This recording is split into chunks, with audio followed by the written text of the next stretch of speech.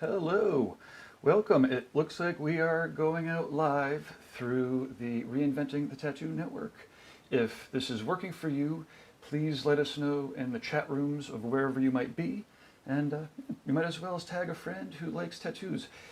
This is going to be a Tattoo Now show that I'm going to actually show the replay of the Future of Tattoo Conventions with Alex Van Dutch and an awesome set of tattoo convention promoters talking about the future of tattoo conventions. Now this is a panel that Alex and I had gotten together a year or two at this point, previously at the start of the pandemic, and so it's interesting to keep catching up with convention promoters.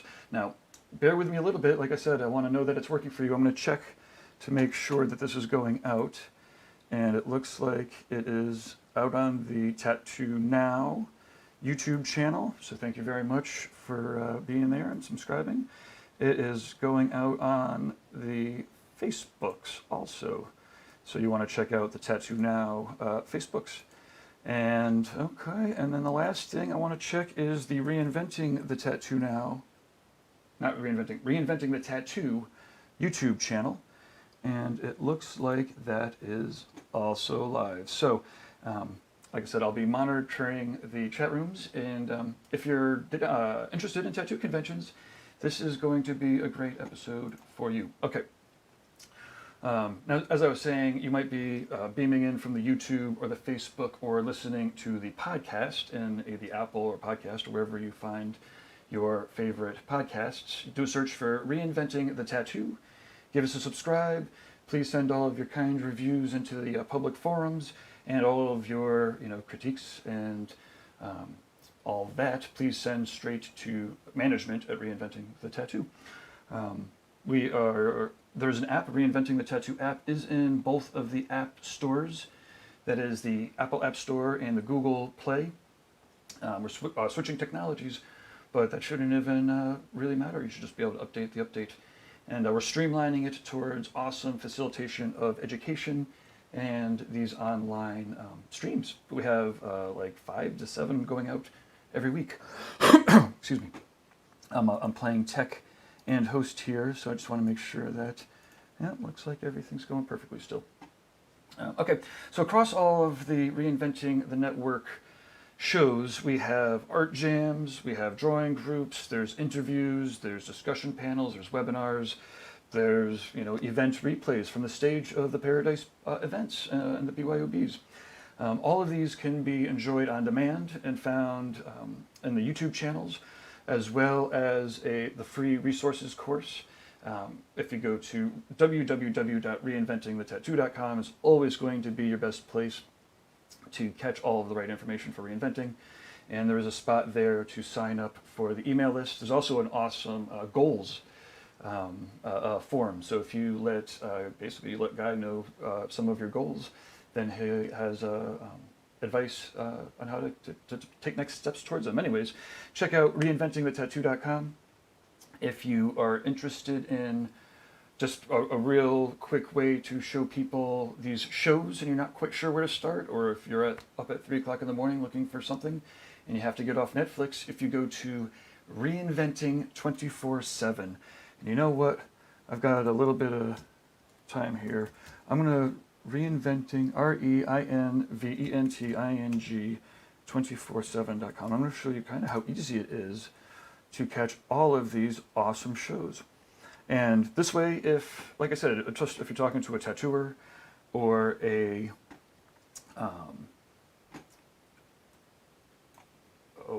desktop, is this going to work? It is. Oh my goodness. Sorry, I didn't mean to be surprised that the technology is going to work.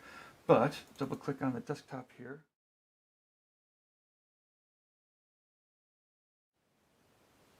Oh, you can't hear me when I do that, so, well, I guess you just have to trust me.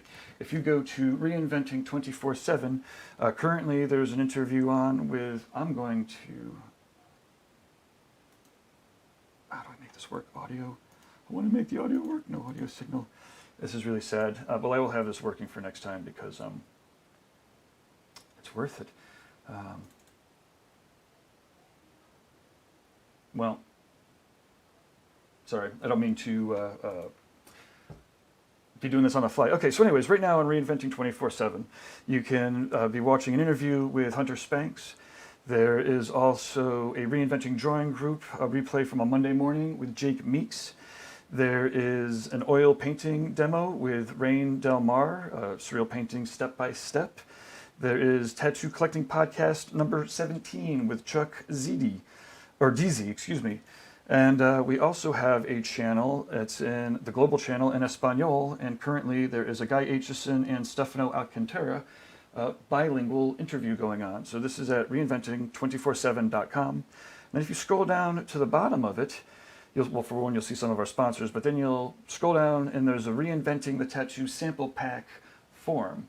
And if you are a tattooer, put in your shop address, and then we will mail you out sample packs from the Reinventing the Tattoo community sponsors. That includes raw pigments and Cheyenne cartridges, as well as a couple other things. I believe we have Dermalize going into the packs. And yeah, so I'll talk about all the sponsors in a little bit. So weekly staples on the Reinventing the Tattoo channel include Reinventing Drawing Groups every Sunday at 1 p.m. with Jason Leeser. Monday mornings at 9 a.m. is the Early Bird Drawing Group with Kier. Everyone's invited to join in with these drawing groups. You could find the Zoom links on the homepage of reinventingthetattoo.com. Go to the events link, and you'll see right there there's a Google Calendar. Pick out whichever event you're interested in. You'll get all the details, and if it's one that you could Zoom into, then the Zoom link will show up there about 5 minutes before the event starts. Other events that we have regularly, Mondays at 9 p.m. is a subscriber exercise with Guy Aitchison. And if you are a tattooer or an apprentice, it's unbelievable. You should make sure that you carve out Monday nights at 9 p.m. Eastern Standard, and you could be joining live exercises. You could be getting your art critiqued by Guy every week.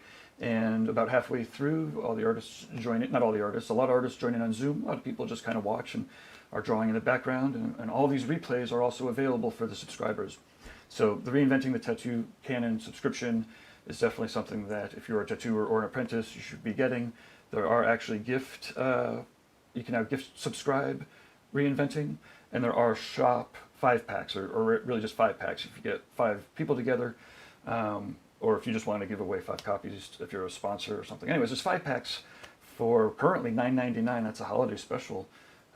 So if you're listening and you catch that, you should go straight to reinventingthetattoo.com.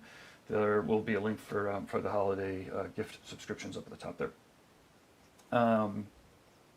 Sorry, now I really notice all of my ums after doing all these videos. Tuesday at 10 a.m. is another drawing group with Ricardo. Wednesdays at 12 noon is the Tattoo Now show, which is what we're watching now. Thursdays at 10 a.m. is a Fundamental subscribers group with Kier. So this is all skill levels are encouraged to join in and Zoom in. She's also doing great deliberate exercises. So that happens every Thursday at 10 a.m. Thursdays at 12 noon is the Tattoo Collecting Podcast. And then Friday and Saturday we have some specials. Actually, I believe on Fridays, or some of these Fridays, we'll be doing Bridging the Gap. Kyle is an apprentice hopeful who has been working and interning with Tattoo Now and Reinventing, actually freelancing a little bit too. And he is interviewing old timers. It's awesome. You should check the archives for his interview with Good Time Charlie. It's a recent archive. We just did it a couple of weeks ago. But that's awesome. It's when, not everyone, a lot of people are grumbling and talking about how, the youth don't know their history, and this is going to be a great way for people to learn. And, and Kyle and all the other apprentice hopefuls and types who are doing interviews with all the old timers are going to get a direct connection, the new generation with the oldest generation. So anyways, those are our regular shows that happen weekly, and yeah, you could always find the upcoming special events. I know that Renee's doing a painting exercise, or painting group. I believe it's Monday at 6. This upcoming Monday at 6. Okay, whew. I'm going to take a deep breath here. Check the streams. It seems like it is working here. Thank you very much for tuning in. Oh, hey, hello from Turkey. Hello, Vane. If you have any comments or questions about tattoo conventions, it's going to be a fun show. We've got an all-star panel of convention promoters coming up. Okay, so speaking of conventions, let's talk about the real world events that we will be at. This is Reinventing the Tattoo. February 5th and 6th is a Reinventing the Tattoo live from the Red Tree / True Tubes facility in Columbus, Ohio. We have art jams, seminars. The links are going to be coming up very soon. So again, go to Reinventing, join the mailing list, and you'll get first crack at the tickets. Let's see, St. Mark confirmed, Bob Tyrell confirmed. Let's see, Conan Lee confirmed, Jesse Smith confirmed, Nick Mitchell, Jillian Marie. Okay, so we have some tattooers that'll be tattooing and doing Q&A. We'll have seminars and painting. We'll have, like I said, art jams. Sunday night, Derb's going to do a tour of the whole facility, and we'll show off all the artwork. We'll have maybe even an Easter egg hunt, so if you're beaming in virtually, you know, you'll be able to watch, but be able to like catch hints and stuff. I don't know, we're gonna do some fun things. That's February 5th and 6th, but again, it's not a full-on convention. I don't know, maybe like 100-ish people. It's a pretty big space.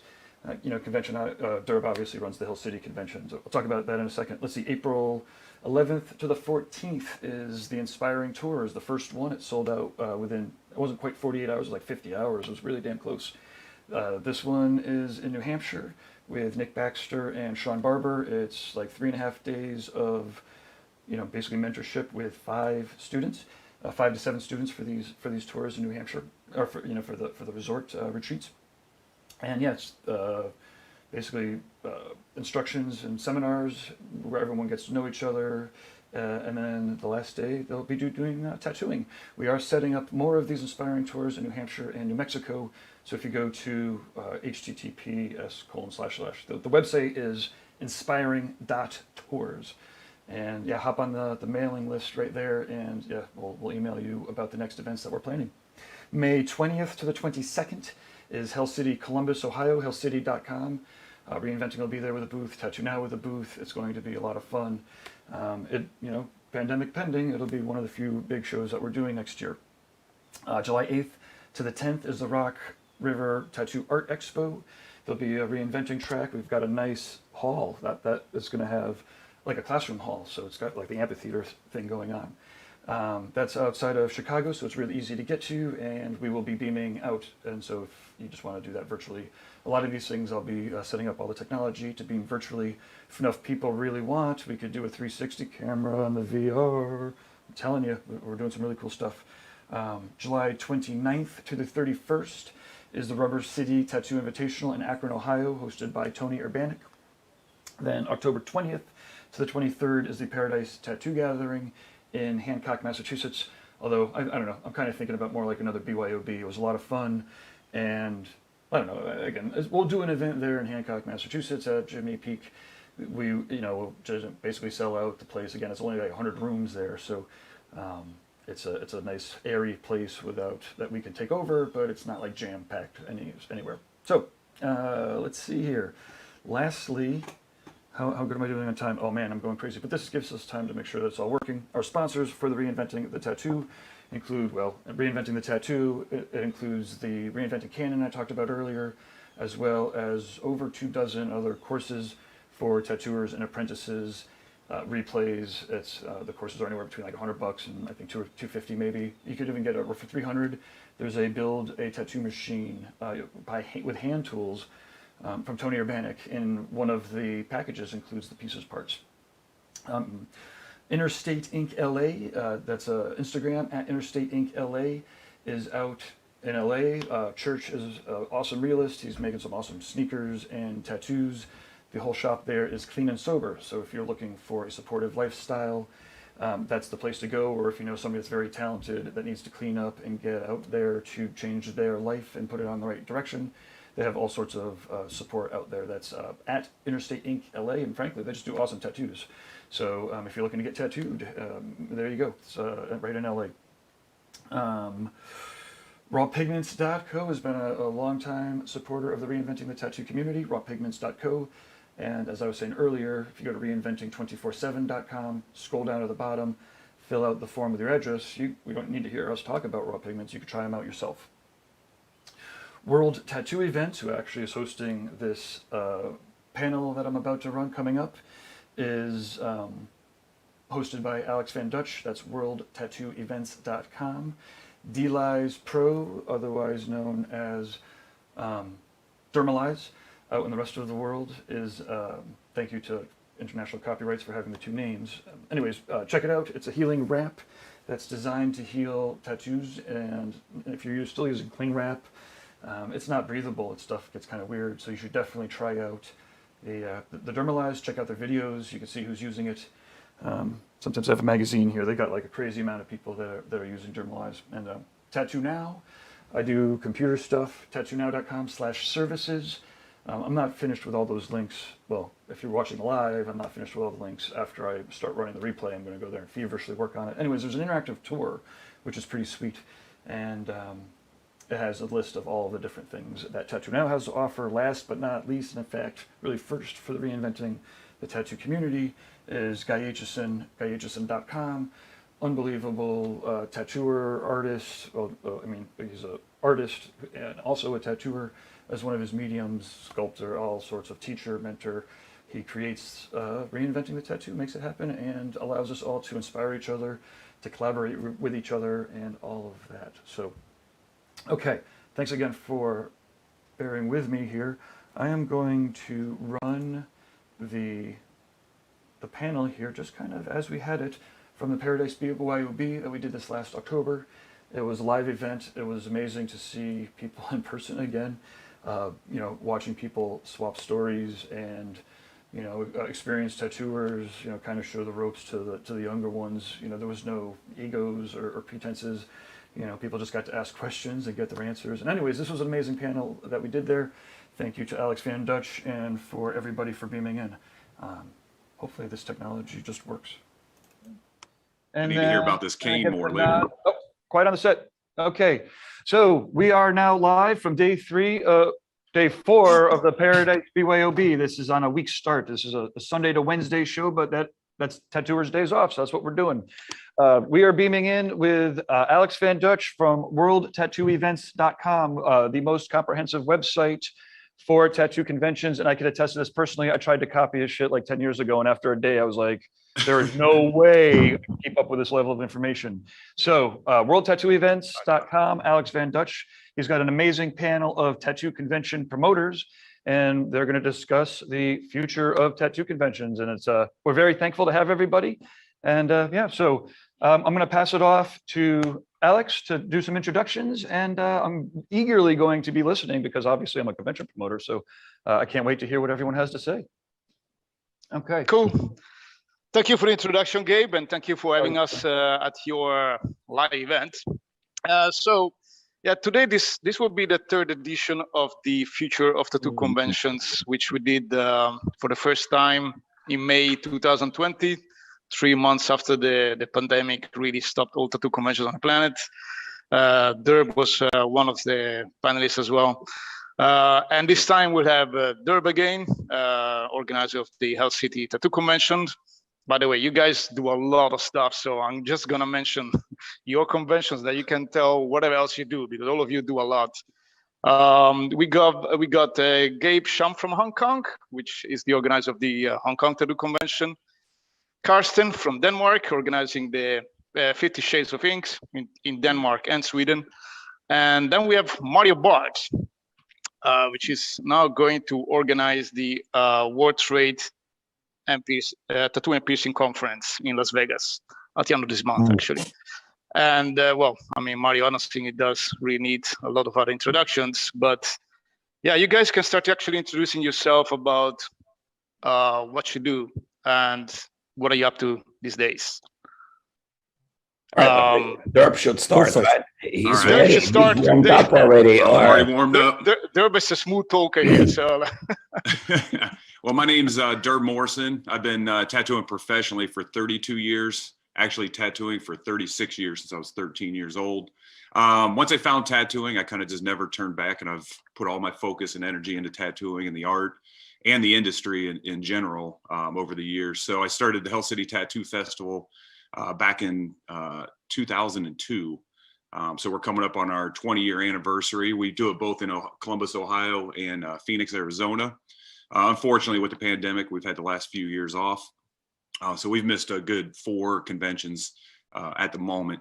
But in the meantime, when I wasn't able to do the conventions, I also own Red Tree Tattoo Gallery in Columbus, Ohio. And that houses the Hell City Tattoo Festival, like all the equipment and stuff. And it also houses a True Tattoo Supply that I've been doing for about 16 years now. So it's kind of a gist of what I do. We're back to focusing on Hell City 2022, obviously with a lot of new changes and new protocols and things like that for safety of the artists and the attendees. But really looking forward to get back into it. I love these discussions. I'm glad conventions are still on the discussion board and stuff like that. Thanks, Alex, for having us. Gabe, thanks for having us. Everybody, thanks for listening. Thank you, Derp. Gabe, do you want to be next from Hong Kong? All right. Yeah, I'm Gabby Song from Hong Kong. I've been tattooing since I was 19 and I'm now 59. And also I organized one of the first tattoo convention in Hong Kong.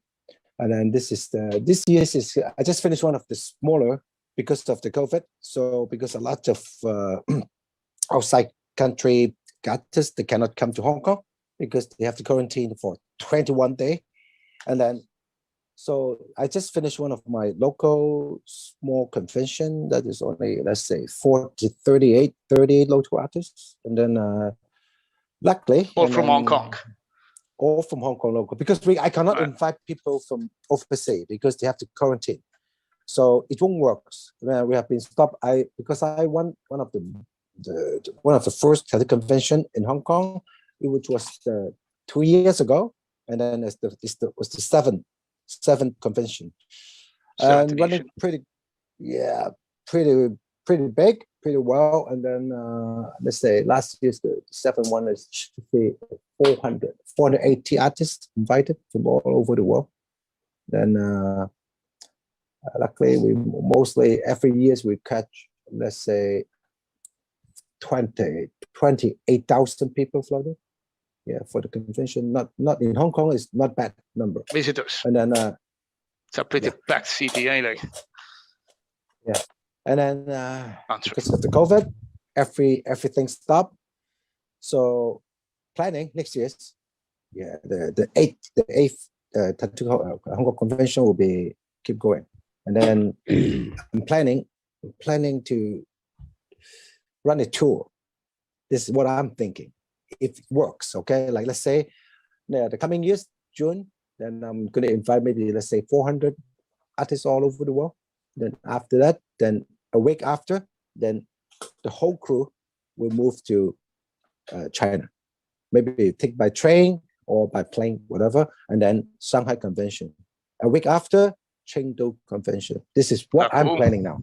That's a nice idea, man. I like that one. Like that too. Yeah. So a nice tour around China with 400 people, with 400 artists. That's cool. Well, with me, you guys will enjoy China. I'm sure. Okay. Karsten, you wanna? Sorry. Karsten, you wanna introduce yourself? Yeah, I am an old tattoo artist from Denmark. I stopped tattooing 5 years ago. I retired from tattooing, but not from the world of body art. So I'm involved in some media, online tattoo magazine, online platform. I have a small supply company in Copenhagen. And then I run a couple of tattoo shows in Denmark and Sweden. And due to the pandemic, we are really been slapped in the face. 10 days prior our show in Helsingborg here in the beginning of September, we were closed by the government. We didn't get the final license. They really fucked us up. So like 10 days before, right? 10 days before takeoff.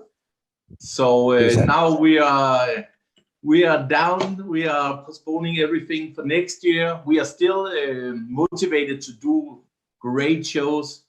We know we have to change also the protocol for the shows because of this. But now we are in a mode where I focus a little bit more on the media fest off. So and that's also nice, of course. Cool. Mm-hmm. Yeah. Thank you, Karsten. Well, I guess it's time to introduce Mario Bart. Yeah. All right, so sorry about my voice. I'm in heavy rehearsals for our concert, and I'm a little roughed up with my vocals, but I'll do my best here. Mario Bart did my first tattoo in 1976, became a full-time professional a little bit over 40 years ago. I've been in the industry for a long time. I've done a lot of shows in Helsinki and everywhere around the world, and have started in 2001 my first tattoo convention in New Jersey, which was called at that time biggest tattoo show on earth, and which happened unfortunately 10 days after the 9/11 attack in the United States. We still held the show. We were really hardly contemplating not to do the show. Many people of you can remember that. And there was only one person who couldn't join. Everybody showed up. It was incredible. And we have moved on with the shows yearly since then, and tried to do something bigger, brought the show to Las Vegas, tried to move into the convention centers, to the big operations, so we gained more mainstream public outreach, right? That was always the biggest part for me. It's like that the general public gets also more seduced to come into the conventions, right? So we get more main recognition in the world. As you guys know, I'm in the midst of putting on a show right now, which is, we're going to talk about it a little bit. There's some really, really heavy updated news for this. We're battling again, as all of you, the COVID situation, and we are in talks with the hotel the last 3 days, and there could be a really, really sad message being announced later on this afternoon, because there's restrictions coming down on the show. As you said, 10 days before, we are like 2.5 weeks before. And the situation is that we have been informed that the restrictions have been tightened up on our show. And it's because the numbers are going up again, and there could be a situation that there have to be some changes made. So there's some great topics to talk about, what goes on with the future of tattoo conventions. That's why I'm excited to jump on this, you know, and I think it's maybe a really great opportunity to discuss with all of us what's going on in the future, you know. It is. I think, first of all, I would like to say thank you to everybody who puts on a tattoo convention, right? Regardless where it is or how they're doing it, because it helps us to broaden the spectrum from our industry for everybody. Like that, people understand that we are a industry and not just like people in the side street anymore, right? We do multiple businesses. I'm pretty sure all of you, or at least I, started tattooing because I didn't want to work, right? And I didn't want to conform. I didn't want to have business. I was like, I'm not going to be in any business, you know. And today, 40 plus years later, I work more than ever, right? It's like 20 hours a day, and we're trying to push it. And I mean, there's a lot to talk about what I did in my time for the last 40 years, you know, but many of you know it. The other ones who don't know, it's like you can find out a lot what I did and make your own choice. But I'm happy to be here and discuss this with you guys, you know. I couldn't be more honored about that. Very happy to have you here, Mario, and thank you for participating to this. And yeah, I'm personally, like, I was very eager to have you on board with everything is going on with conventions. And, you know, like, I know you also like being very active and very vocal on this ban on tattooing. And I think this is also something that we should discuss today, because this is something which is going to affect a lot the tattoo industry in Europe and then the rest of the world. But then not only the tattoo artists, but later on also the tattoo conventions. And yeah, I mean, would like to hear some of your perspectives. Yeah, I mean, maybe we want to do a second part of it if you guys want to, or we can start with this and then go to the convention. I think I have a lot of information to share. I think I also have a lot to say about it. It's and we're all listening. So it's really up to you how you guys want to start. You know, if you want to start talking about the ban, or if you want to talk about the future of tattoo convention, I'm open for any conversation. I have time. We can talk about the next 2 hours if you want to, you know, or 3. I think the two things are really correlated. I mean, at least in Europe, you know, like, yeah. I don't think it's possible to talk about the future of tattoo conventions in Europe without knowing what's really going on with this ban.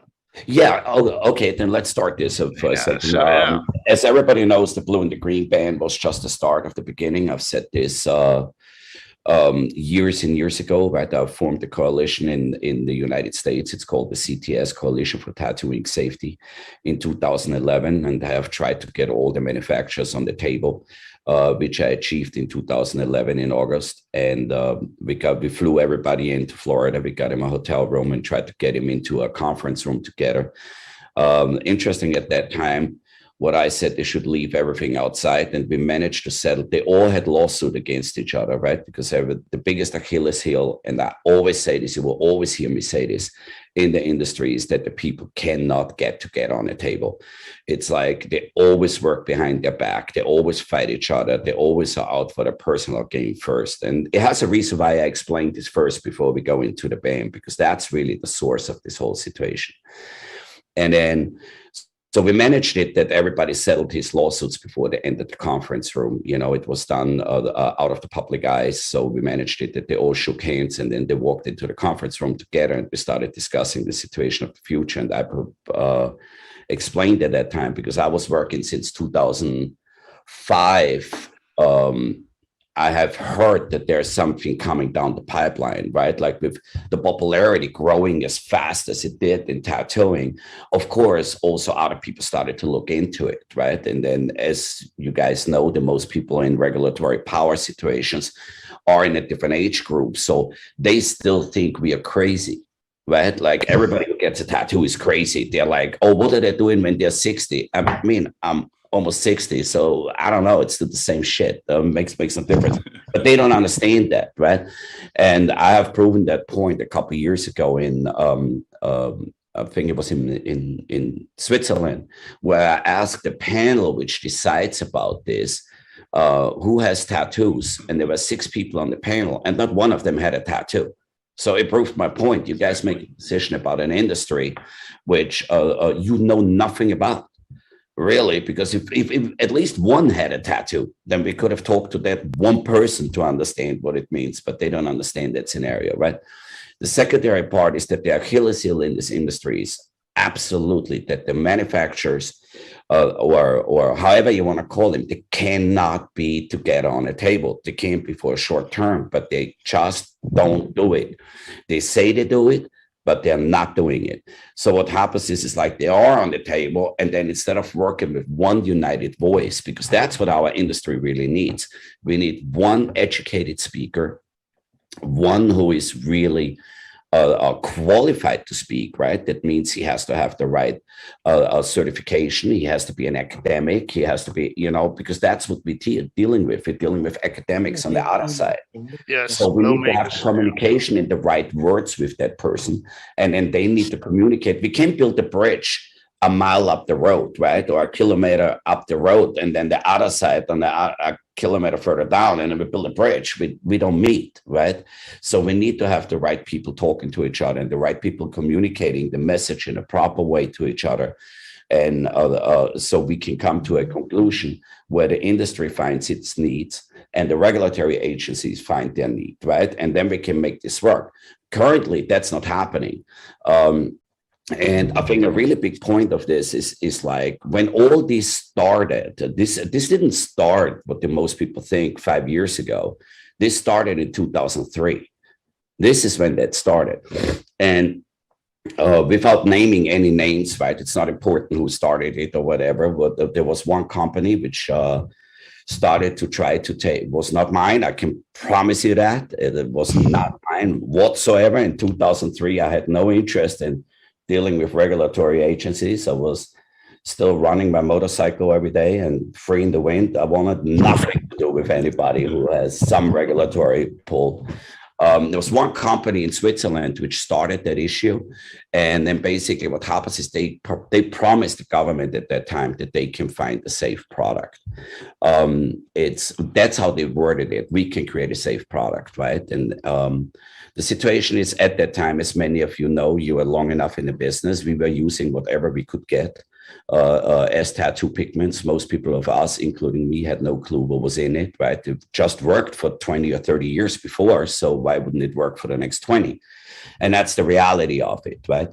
So, I mean, some had more information than others, but ultimately we just purchase product that we saw in a tattoo convention in Dunstable or on National or anywhere else, right? And we assumed that this is all the proper product. And for that time it was, I think. So what basically happened is like they started to make promises to regulatory agencies that they can fulfill. It's now 2021. Those companies are out of business, and we have to face the backlash of that, because what happened is, as everybody knows, the government works slow but consistent. So over the years, they started working into this and started looking into it and say, hey, they have no data. They have no data. Where's this coming from? What are we using it for? And who has some safety issues, right? And then in 2010 or 2015, when the laser industry came into it, that's really when everything started to open up, because now the laser industry said, okay, there's people which want to remove those tattoos. So we don't know what's in the pigments. So what basically happens is like the laser industry started to put money behind it to find out what happened when they shattered the pigments and it goes to the system, and says like now it becomes a secondary mutation maybe, right? And it could become dangerous to your system. Because the biggest part what most people don't understand, the laser is not an external extraction, it's an internal. So that means it shatters the pigment into, it's like a missile shooting into a building. I mean, I always to explain this, nothing else. You shoot a missile in, it explodes, there's millions of parts, and then basically it goes intradermal or it goes intrasystem, and then it goes to your system and to your bloodstream and to your part, and your body dissolves it, and then, you know, now it becomes a different product. Now the laser industry put the money behind it and said like, hey, listen, they need to create a safer product. I said, no, you should create a better fucking system. You know, because it's like, we don't make the product that it's removed, we make the product that it stays, right? And then a third element what came to that is that they started to group us into cosmetics, right? And the people were always like, yeah, we are like cosmetic, we are like, no, we are not. We are not cosmeticians, we are not cosmetology students, we are tattoo artists, right? What we create is a permanent element. We want to make it that it stays stable, that it stays where it's supposed to stay, and we want to have it last longer than a lifetime, right? I mean, that's really our goal. That's the artist's goal. It's like, otherwise our whole philosophy of life, what we live as tattoo artists, is gone. We take it away. We're working on permanent changes. We're not working on something what should disappear next week. I mean, what's the purpose of the art form what we're having, right? So nobody really talks about this, and that's the source of this, because then all those elements being grouped in to a situation that we are a cosmetic product, we fall under the regulations of the cosmetic products, and cosmetic products are deemed not to be permanent. So now all the ingredients we're using to make it stable over the last 30, 40, 50 years, right? They changing around and making us creating new products. In this case, the pigments, right? But we have no data on the pigments, what they want us to create. So it's all new data. The danger actually starts right now, because we have no idea what this does in 10 years from now, but we know what it did the last 30 years. And unfortunately, the industry is not getting on the table to speak as a united voice on this and make it work, and let one person really direct this with the panelists and tell them we do not belong in cosmetics.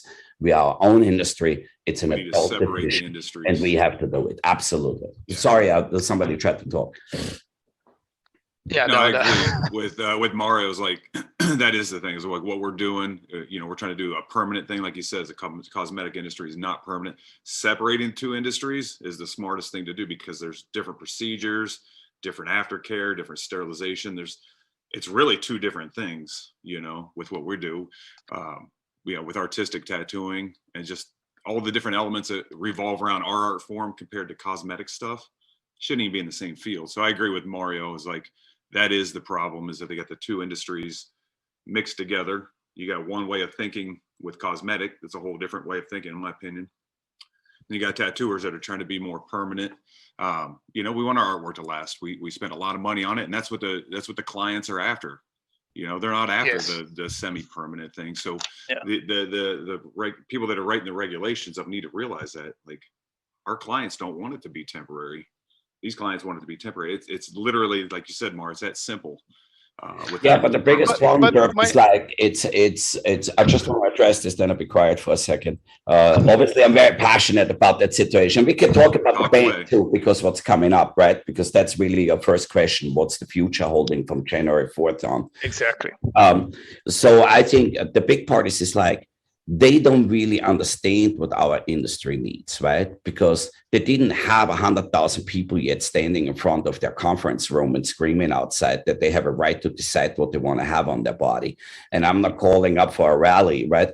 But I'm saying it's like if one person would stand up in front of this podium and he has like 500 people behind him, the people will listen. Because now they understand that they're dealing with an industry. They're not dealing with an individual. And that's the biggest challenge we have, you know, exactly. In this case, to channel the message. It doesn't help us if 500 people are in the front screaming because they can't hear what they say. But we need to get them behind it and one person drive the message, right? Well, whoever that is. We ran into an issue here when right when the pandemic hit, where they shut all the tattoo studios down. We were closed in Ohio. We were closed for about 2 months, but we came to the situation where tattoo studios almost did not get opened up because they were trying to separate us from like salons and things like that. But we're like, dude, if you're going to regulate us just like a salon, we should be allowed to open when all these salons open. So we actually were getting ready to organize an Ohio kind of like a protest, like an open protest with a similar message with everybody, you know, that we should be open. But they were trying to not allow tattooing to open again at the same time that salons and things were showing. They're trying to separate the industries right there. Yeah. You know? So we had to actually like stand up. I wrote to the mayor and the governor and even their receptionists and stuff like that, saying that we're going to have an Ohio protest if you don't allow us to open, if you allow salons to open and not tattoo studios, when we know more about cross-contamination, bloodborne pathogens, first aid, CPR. We're trained in that, you know? So if they weren't going to let us open, we're going to do a protest. And sure as hell, they lumped us together and they allowed us to open up, you know, with the salons in Ohio. I think we opened up in Ohio, one of the fastest states to open back up. I think Georgia was another one that allowed tattooing to open up again. So, and this is because all the artists got back together. Yeah, like Mario was saying, like people need to come together, and that's kind of the message we are putting out to. I mean, all of Ohio. We had all the Ohio shops that were going to go out at 5 p.m. when they like allowed salons to open, but not tattoo shops. We were going to be out picketing, you know, and kind of. It sounds crazy, but it's the only way, really, you know. It is. Yep, and they listen, and you just said it, Mario. That is the only way, because once we told them, like, we're going to be very vocal about this and show that you're discriminating against our industry, but you're allowing the other ones. There, you know, even with salon stuff, there's no social distancing when you're cutting somebody's hair. There's no real. My dogs are going to go crazy. There's no real social distancing with tattooing. So it's a part of our industry to develop those safety, you know, procedures. And I think we've done amazing for our industry over the years. You know, like absolutely. I've said this too on the panel there. I've said this multiple times. I said, what you guys do not take in consideration is this is a very well self-regulatory industry worldwide. If you really look at the basic line set up for everywhere, it doesn't matter if it's Hong Kong, Denmark, tattoo shops have been self-regulated for a very long time, and I think very well. It doesn't matter where they are, the message travels, that most people try to really run professional tattoo shops, how they are set up, how it's done, right? And we didn't need to have a government control us in this way. We were very well, but the challenge what happened is we did not find a unified system yet, right? And that's really where it goes back. And going back to your January 4th issue, because I know that's really the source of the question. It's like, it will be very difficult. And I can tell you why it will be very difficult, because there's a lot of restrictions in the ingredients, which cannot be used anymore. I think a lot of the color manufacturers are working on it very hardly to get this done, to bring the product back. I know we definitely do. I also know several other ones which do it well. I think also the petition did very well, right? Like what happened over there. It's like we had a very heavy push on that. We created over 48,000 signatures in less than a week with it. But it has shown that it was a global impact, right? It's like, and that's really then when the success arrived, that it's tabled for the blue and the green. The actual ban is tabled for a while to reconsider. It's not out of the picture. It's tabled, so it's being moved. They have to reconsider it because too many voices came in, right? You know how it is. I'm sorry, it became a political game. That's what it is. Yeah. If you have 50,000 or 100,000 or 200,000 people complaining, those are actual voters, right? And normally, if we do it correctly, it's very simple. You call up every person who has a tattoo, and this is where it's really, really disturbing. If you look into Europe alone, with just in Germany, if you take, there's 80 million people. We can assume there's about at least 20 million people with tattoos, right? In this country alone. It's like normal there should be at least 10% of them should go in and scream at the government, because at that moment you have 2 million votes. 2 million votes are a seat in the Senate, there's a seat in whatever, in the parliament, whatever you want to call it. And at that time, you will have a politician to step up to the plate and say, hold on, time out. We have some issue here because a certain part of our population doesn't like what they're doing, and we're going to get those votes.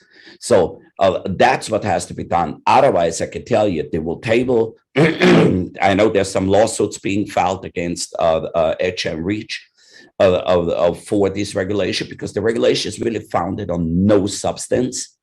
They have no data whatsoever. And I have to call out Dr. Sarab on that. And I hope a lot of people watch this, because I'm going to do something what's maybe not known in this industry.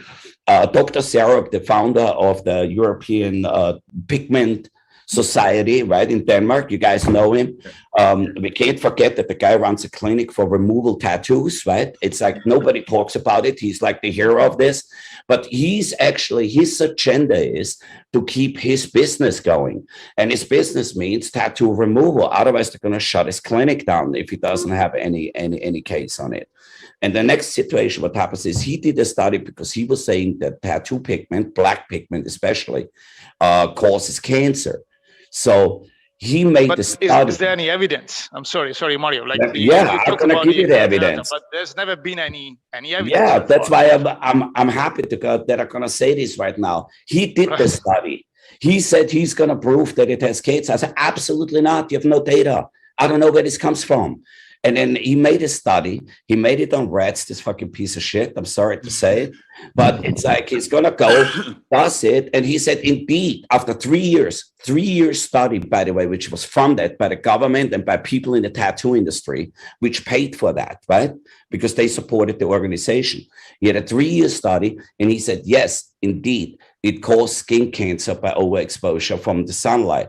But in his report, he also stated that the rats without pigment had skin cancer earlier because they detected that the absorption of sunlight through the pigment actually extended the effect of skin cancer.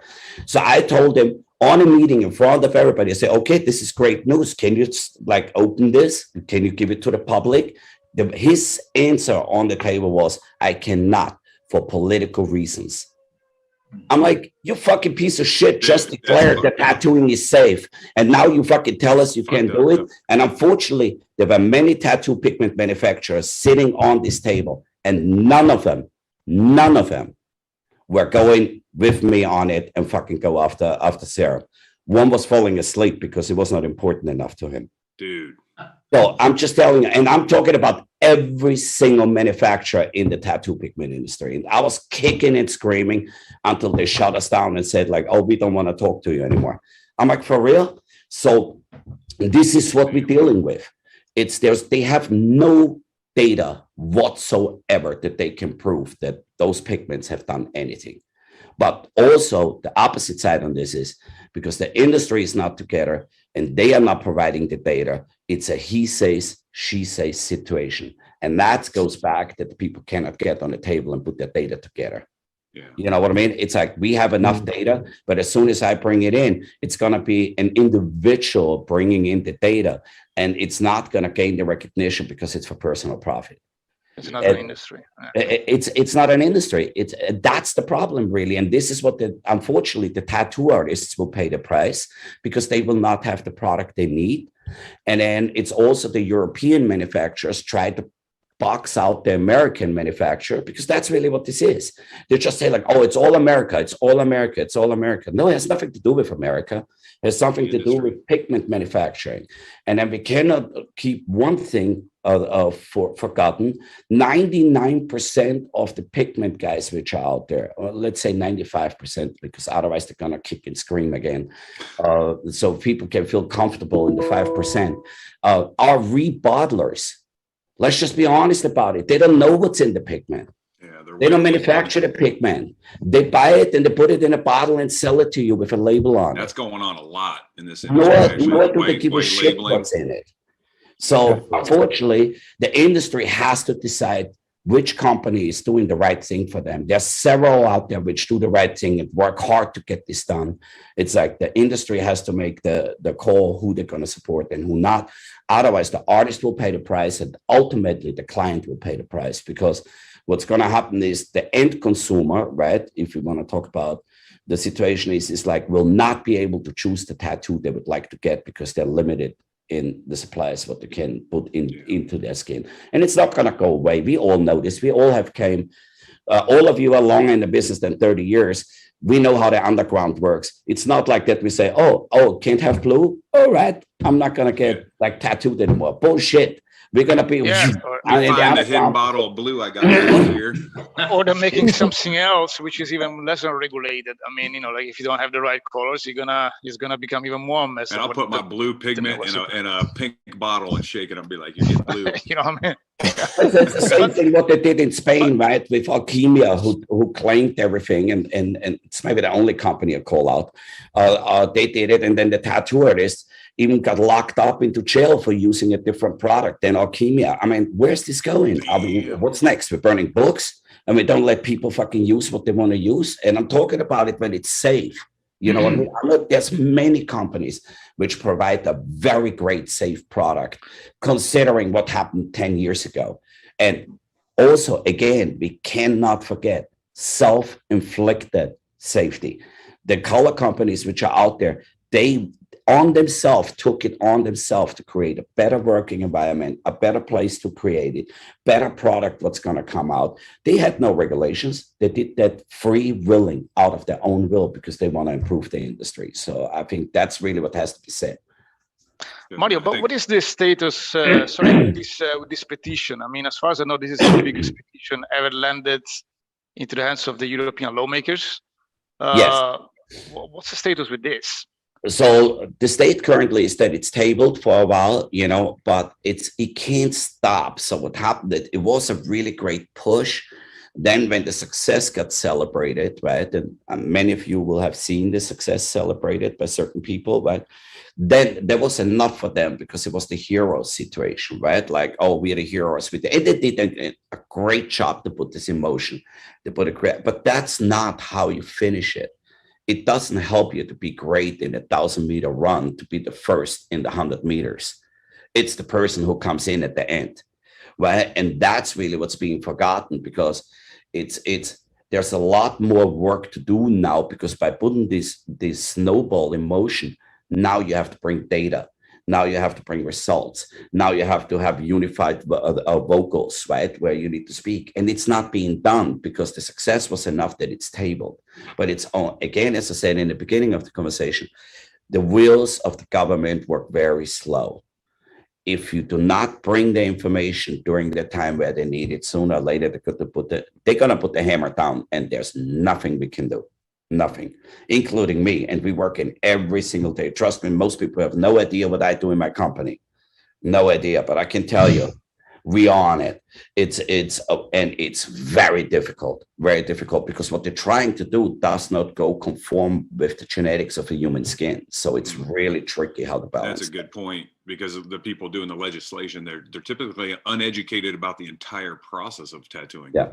completely, or even how it works, That's how not the their needles job. work in the skin. So yeah, but for somebody to try to make regulations for, you know, be so uneducated about something, it's like me trying to like work on my car. I know how to change the oil. I can tell you to change the oil and put the gas in. Other than that, I'm going to be an idiot trying to tell you what to do as a mechanic, you know? So I think educating a lot of these, like Mario's talking about, is educating people, you know, what's in the pigment, the procedures of tattooing. That's a huge step, because then if they don't understand it, they're just going to be pushing a bunch of bullshit agendas, like, you know, like they're trying to do right now. Yeah, I mean, the main part of a pigment, right? For a simple part to what we have to create, really, and I make this always in layman's term, right? I try to bring it down because it doesn't help you if I say, okay, we have an ASO with this pigment, and when it comes together, it mutates. Nobody understands it. You lose everybody after fucking 3 minutes of the conversation, right? But the main part, what you really have to understand is we have to create a pigment where the body, right, the macrophages and the fibroblasts, which hold on to the pigment so it stays stable in the place where it is, has to think the cell, right? It's a very smart part of your body, has to think, this product is not dangerous, so I don't reject it, right? And then, but it's also not safe enough. And it doesn't mean that it's safe. Anybody who listens, I know you're fucked. There's somebody out there typing already. Oh, yeah, don't linger on every word. He keeps it there and say, okay, let me hold on to this for a little bit, right? Until I figure out what to do with it. Should I put it in the body or should I reject it, right? That's the simplest form of explanation. That's where the pigment has to be done. And of course, the ingredients have to be in the right composition. Otherwise, this cell, which is 10 million years old, is going to say, get rid of it or fucking absorb it, right? That's what our body does. It's just a safety barrier for everything, like the skin, right? And so, but then not having the data, they're just making decisions on hand what should be outside of the body and not inside, right? That our lawyer always makes a great explanation. You can eat a steak, no problem. Cut your skin open and plant it under your skin. You're going to have a nasty reaction. You know, your body is going to not take it. It doesn't work. So it's two separate elements what we're trying to mix, you know. True. But again, I just wish that the people could be more focused and bring it together. So I think there's, getting back to the band, I try to reel it in for a second. I think that there are several companies which work very hard on it to create the product. I know we're going to have a lot of colors passed. Our colors are currently in testing. Not all of it, because we have to make some adjustments, right? That we have too big of a range. It's 380 different colors. That's the going range from all color companies, about 200 plus, right? Between 200 and 300. I think it's going to take some time to really adjust it. But I think ultimately, this industry is not going anywhere. They're going to find a way to make it work for the artists, and they're going to like bring the colors out. They may be delayed. If you guys remember the black shortage, what was... I think it was in about 2015. Remember that? When from one moment to another, they banned all the blacks because of the pH and pK levels. Mm-hmm. I remember that. It's like, and that was just on a report, by the way, from a cosmetic company in the US, not related to tattooing, that they created a purified black, which has a different pH and pK level. And then the German guys, not naming the name in this case, not the color company, but on the panel from the ECTP, one person said like, oh, everybody should use that because it has lower levels. Has never been tested in our industry, has never been used in our industry. And then when they implemented that regulation, or how they called it, a recommendation, right? That's what they call it. This is how to get around it. They recommend it first, and then they regulate it, and then they implement it, and then they make it a law, right? And then basically we couldn't even get the pigment because the pigment only existed in a lab. It didn't exist. It was not there. It was a test. So it's like it caused a worldwide shortage of black because, oh, we can't use it, especially Germany, right? Oh, you can't use it. You can't use it. You have to use that. I'm like, stupid ass, we can't even get it. It's like, and then it took us 6 months, most of the suppliers to really get back to the black, and it's now implemented. And then there was a big study from Italy coming out where they were saying they tested all the blacks on the market a year later, and that it's incredible. From 10 blacks, what they had, two failed, and it's like it's a disgrace in the industry. Then I came on the next speaker and I said, it's incredible. From 10 blacks, 8 passed. A year ago, 10 failed. So it's like, are you guys insane? It's like you're talking about the 2 blacks who didn't pass, but you talk about the 8 which passed. So 8 of the 10 suppliers did an incredible job for self-regulating to adjust to the new pigment. Nice. So give our industry some respect and courtesy of credit that we're doing the right thing, you know? Definitely. That's definitely a good message. I think there was a question coming up from Lauren. Lauren, I don't know if you can hear us, but I saw a message about where is the data of the laser removal claiming. Sure, I can hear you on my end. Yeah. Oh, there you go. Okay. Can you repeat the question, please? Because I didn't have the time to read it. Lauren.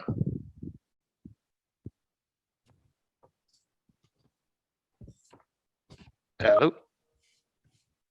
What was the question approximately? Where's the data of the laser removal? Of the laser removal, yes. I think that this is what I've been, it was only for a fraction of a second. This is what I could read. So where is the data of the laser removal claiming the eventually toxic, like the toxic components? They're not claiming that there's toxic components, because if they would do it, what basically happens is they would put themselves out of business, right?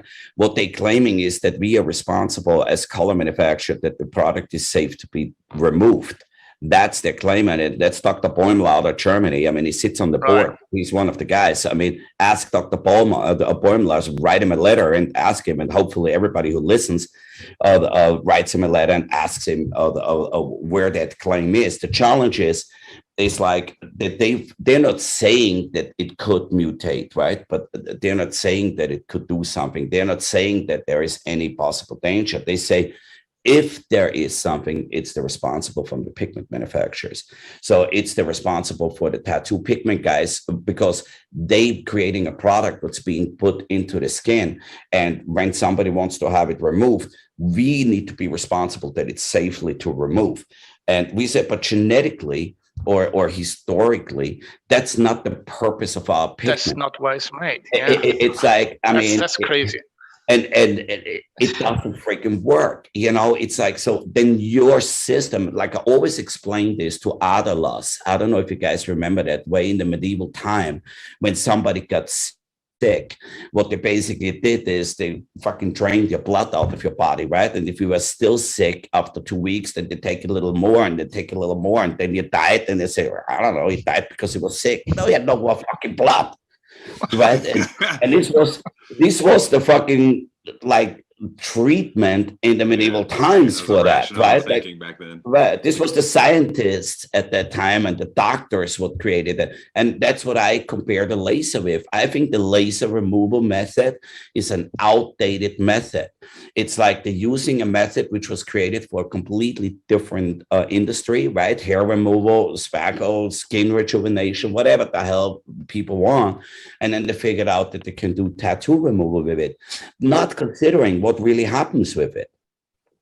Well, I don't know. I mean, they see they can break the pigments, but I don't know what really happens next. And they didn't care. And they blame the tattoo industry for having the pigments inside there, which is right. And then they always wanted us to give up all the information what we're using and where we get our pigment from. I'm like, no, find a better system. I mean, you guys, like MedLight Lasers and these companies, they have hundreds of millions and billions of dollars of support to create something better. They're in the medical industry. They get government funding, they get government support, they have all the outreach. They should find a better way to remove it. It's not for us. We have to create it that it's stable and safe, and that our client can be 120 years old and the tattoo is still in there and stays. Yeah. That in a safe manner. That's our job. We don't have a job what happens 100 years down the road. No. We spoke to Professor John Swerk on Monday about his crew at Binghamton University is studying. They got $500,000 from the United States government to study what happens when lasers hit tattoos. So that study will be published in, I think, 2 more years. Yeah, I mean, they don't need to have a 2-year study. I can tell you what happens. It's very simple. Exactly. Let's send them a letter, and they said you should give the $500,000 for the tattoo industry to restabilize itself and try to stay afloat. because the industry, it's very simple. You shoot a light source in a frequency into a laser, which breaks up a particle into nanoparticle, and then it gets through your system out when you go to the bathroom and piss. I don't need to have a 2-year study for that. That's what it is. It's very simple. It's a 2-minute study. It's like, if it doesn't come out, it goes in. Where's the logic? The problem is they don't have anybody educated, like hyper educated tattooers like yourself on their panel to even educate them. So the lack of education on their part is going to keep them running circles and trying to figure shit out, you know, just like a lot of the, you know, the Board of Health people. When we first got regulated in Ohio, they didn't even know the name of the equipment they were there to inspect. So they're putting a bunch of people from like these other kind of like departments and trying to put them into tattooing with no understanding, like I said, of the process, the procedures. The first lady that ever inspected me in Ohio when we got regulations in 1998, she goes, "Do you have one of those bubbly things?" That was her first question. "Do you have a bubbly thing?" And I go, "Ultrasonic?" Yeah, I was like, and I looked at her. I was like, "You mean you're here to inspect me, but you don't even know what you're here to inspect or the name of the equipment or anything?" And I asked her, I was like, "What's the first point of cross-contamination in a tattoo studio?" She couldn't even tell me. I was like, "It's a doorknob." Yeah. I mean, it's that simple. There's simple things that we know that they don't have any clue what they're doing, and they're trying to regulate us. They need like Mario on their panels, literally, to get in their brain. Yeah, we need to tell them. We need to tell them, because otherwise they're just going to do it. So ultimately, the ball is in our court as an industry. And if we do not unify and get together and make it right and get the right message out and do it, I think we can blame that. It's easy to blame the other side, right? It's really, we have to blame ourselves for not being organized and not being together and not being honest to each other. Because when I sit on a table with the color companies and I hear how people sterilize their colors, what they think is sterile, I mean, I just want, it's like, I'm like, hold on a minute, did I just fucking hear this?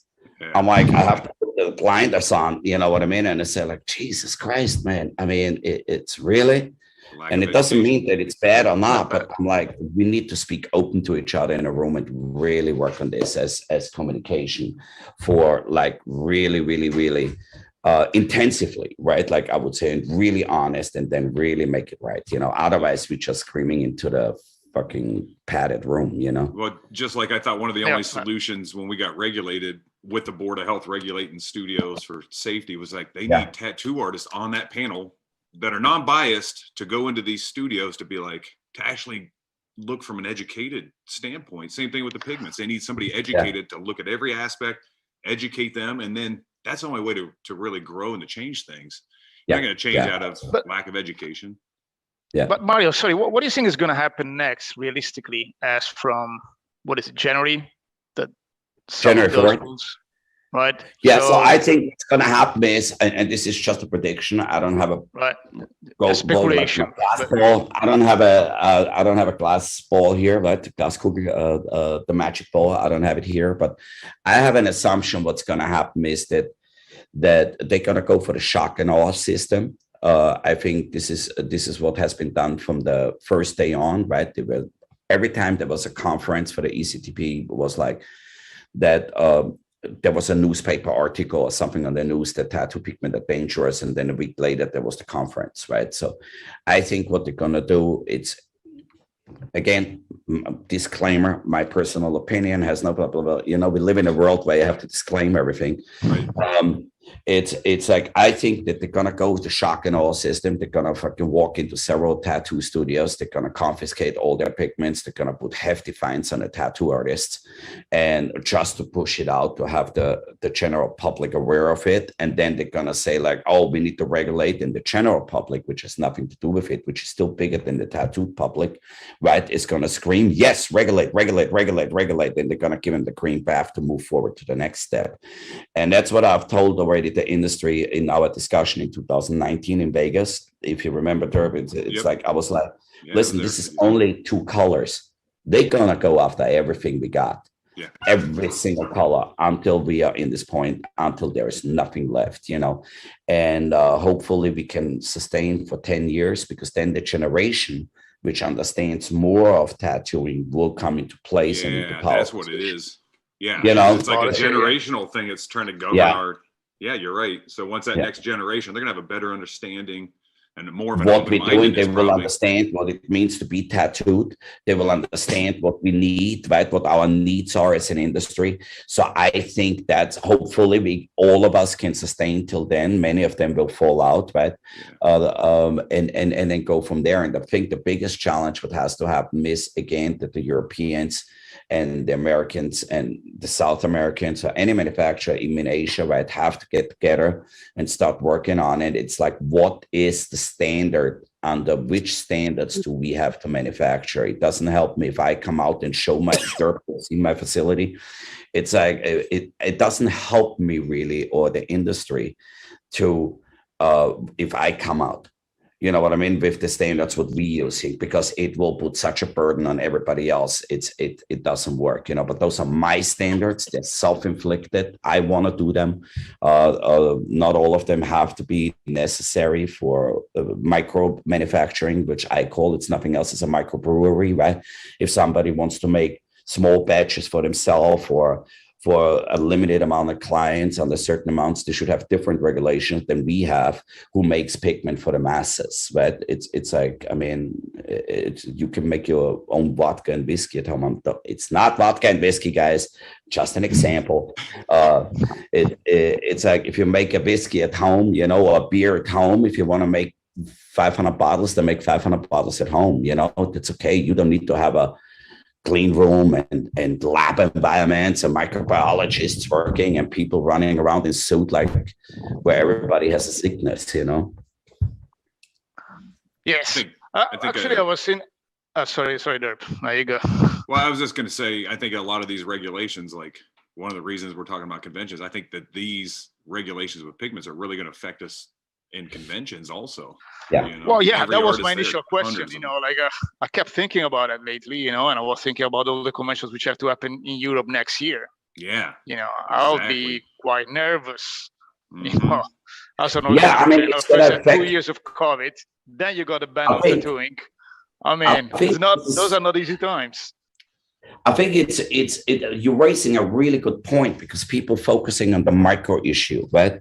And the micro issue is that there's a ban coming down, and I see the messages on the internet's coming in, right? Like, unfortunately, social media is like the highway now, right? For all opinions. And I see, oh, the pigment manufacturer should have done something. The pigment manufacturer, they know about it. I'm like, yeah, we do. But you don't know anything about it because you're not listening to what we're saying. We're working on this since 2003. We are not working on this since fucking 10 days ago. We're working on this since 2003. We are on it. The pigment have improved. I can tell you that, and almost now I say 99.9% of the pigment, 99.9% of the pigments used today are 100% better than they were 10 years ago. I can tell you that, regardless which brand is out there, regardless, you know, and besides, and unfortunately I have to say it, if there's knockoffs coming in from China, right, because there's absolutely no regulation. So that's different. There is some companies overseas which are doing great stuff too, but we're dealing with like the color companies, regardless which brand, deals with the situation that our product sometimes get pulled on a RAPEX report. It's not our product, but our name is on it. But it's like, we clearly know it's a knockoff. We show him the proof, but then whatever is on a RAPEX report can't be pulled off.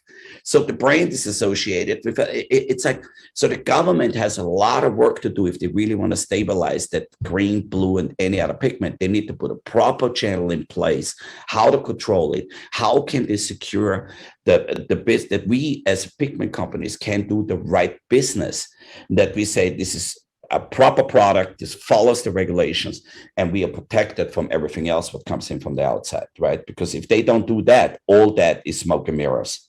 Yeah, it's like there's nothing we can do, you know. Yeah, Gabe, do you have any, you know, like you mentioned about the what is coming from China? I was curious if you have like anything to add on regulations coming from China or Hong Kong in terms of pigments.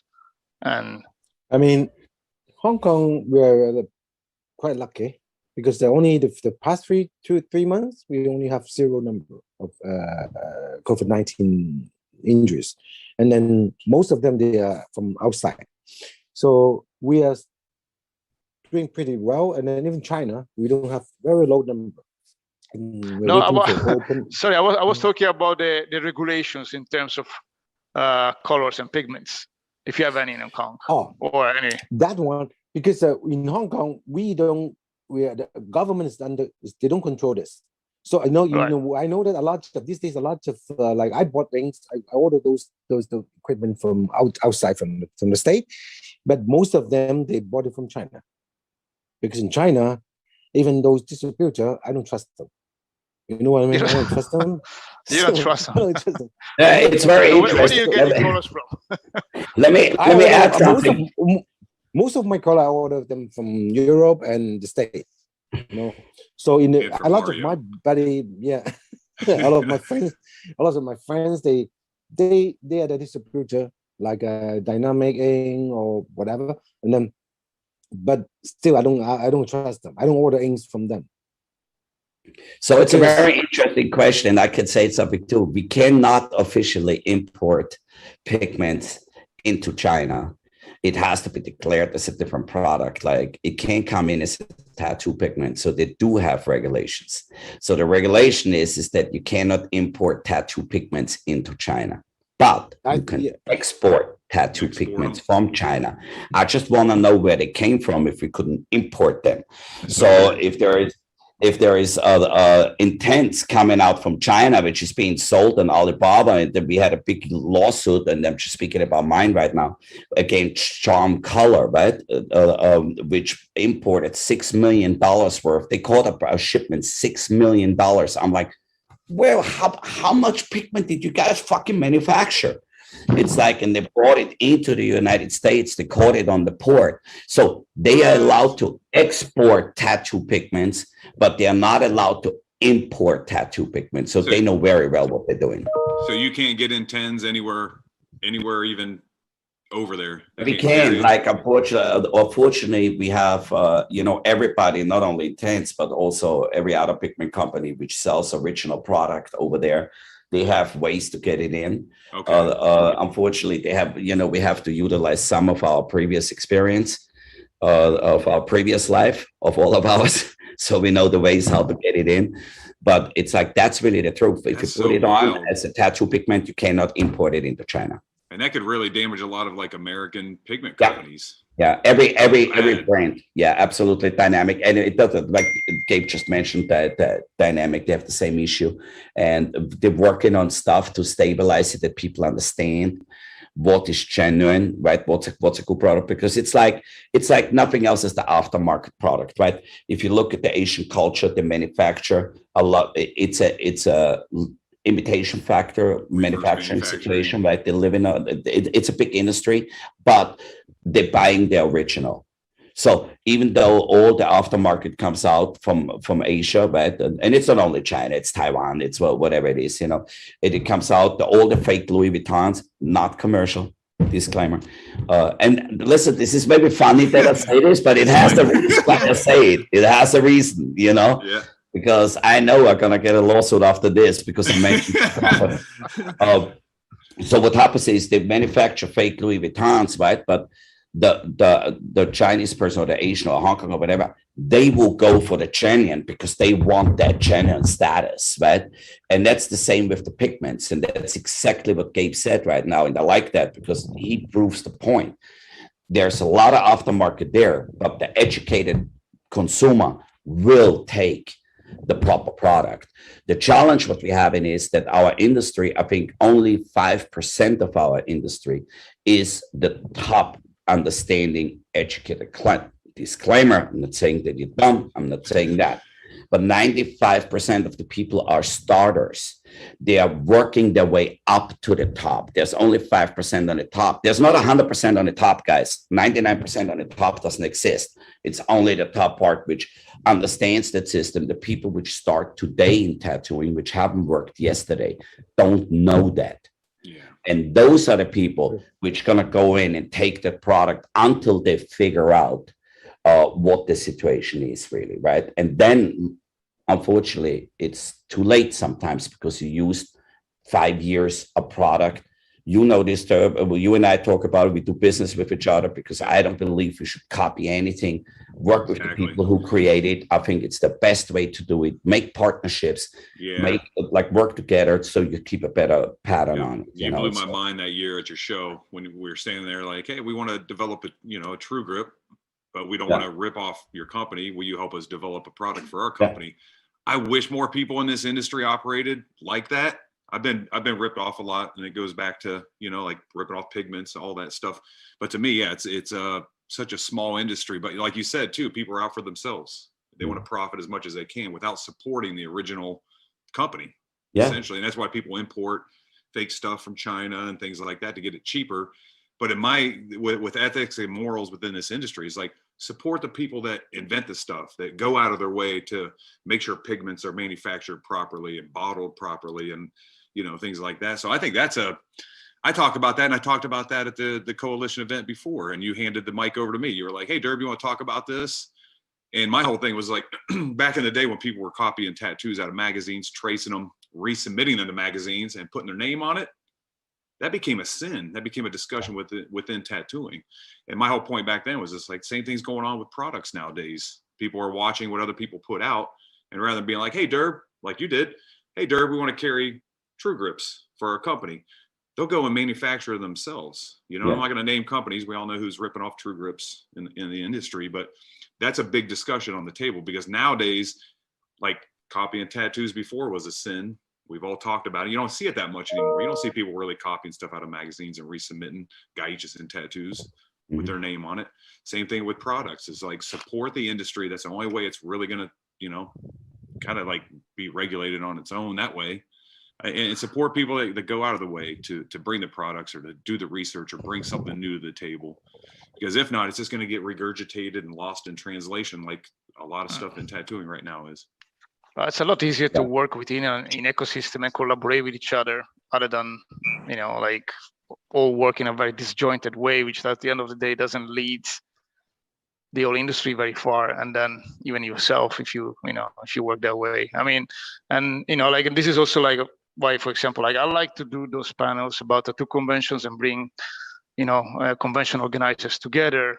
I see it as a common industry, and which, it could use some common standards, it could use some common knowledge, and some common organization to offer the best possible experience to anyone involved into it.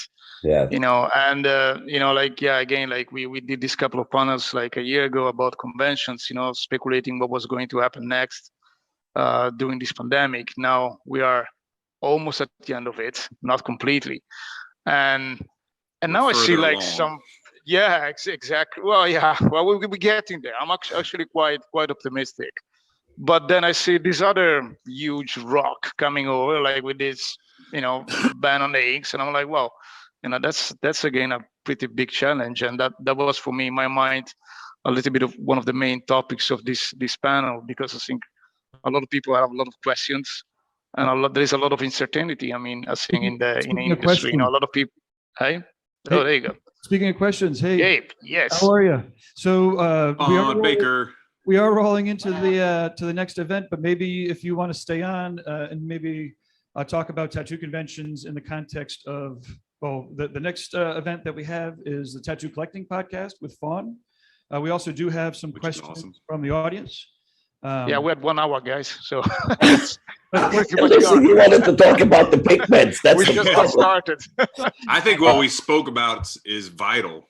What we spoke about, super vital, because it will affect tattoo conventions. And we are inviting you to stay on. So if you want to stay on for another hour and again answer some questions about tattoo conventions in the context of tattoo collecting, like I said, we have a couple, one way or another, that we want to ask you. We can do that. I have time to. I just want to throw something out to our panel here, and I've been thinking about this. It's like, I'm gonna give you guys an open invite, and I think we as organizers should get together and get together as a team, all of you, and just convention organize and create one event for convention organizers. Super.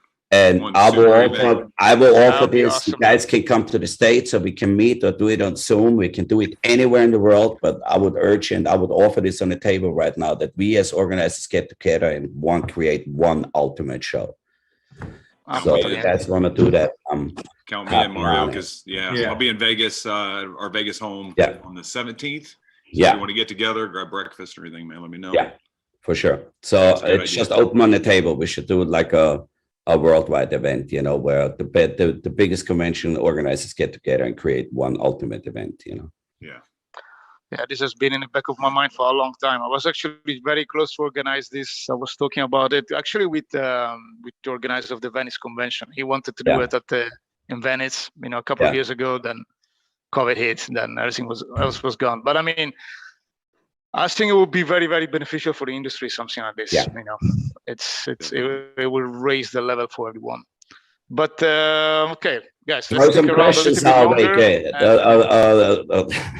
Give us some questions. The questions. So wait, first one, give a little bit of an introduction about the Tattoo Collecting Podcast and who you are, why you're here, and then we could roll into. Well, I'm Fawn Baker. I'm one of the hosts of the Tattoo Collecting Podcast. The main goal of our show is just to educate collectors, just because, you know, as tattooers, we've got tons of platforms that we can get information and we can teach one another and we can learn from one another, but there's not a lot of really good resources right now for collectors to become more knowledgeable about collecting good art. So I just want to give a fun, easy to listen to platform for just people to learn, you know, the etiquette of our industry, you know. I'll also add that you have a lot of experience helping with tattoo conventions and setups, and you've been invaluable here at Paradise to help us. So thank you. Amazing. I work with Derb and for Derb, so I'm kind of part of the Hell City team as well. So I spend as much time behind the scenes, like following Derb around and listening to him talk to other It's amazing though, the energy that Fawn puts towards what she dedicates herself towards, like even helping me out with the show. She goes above and beyond. So Fawn's got some knowledge. She does. So we've got Todd on today, and you know, we're, instead of switching over and starting a whole new show, let's just shift the conversation that you guys are already having. And I guess the broad question that I want to talk about, and you know, we can all kind of expound on together, is how are conventions going to be different for the attendees and the collectors? You know, we've been talking so much about how different it's going to be for artists and organizers, but how different do you expect it to be for the attendees forward in this new, like, post-COVID period? I think attendees are definitely going to be definitely more concerned for their health. You know, being in, like I said, there's not a lot of social distancing with tattooing. So taking the proper procedures, I think going into the show, one, being honest with each other, how you're feeling, do you have a temperature, things like that. But the entrance, I think the big change, especially with Hell City, is going to be the entrance going in. We may be doing the taking their temperature, masks, obviously, for indoors events, hand sanitization stations everywhere. But I mean, that's mainly, we're not going to be, unless the state of Ohio requires us to show vaccination cards and proof of vaccination. That's going to mess a lot of shit up. I hate to say it, you know, even though, you know, that seems to be the direction Ohio's going, but that's going to, I think, affect a lot of the attendees coming in. But I think a lot of our shows are going to be mainly a thing of like going in and making sure you get your mask, hand sanitized, temperature, those basic things we've already been doing to get into studios.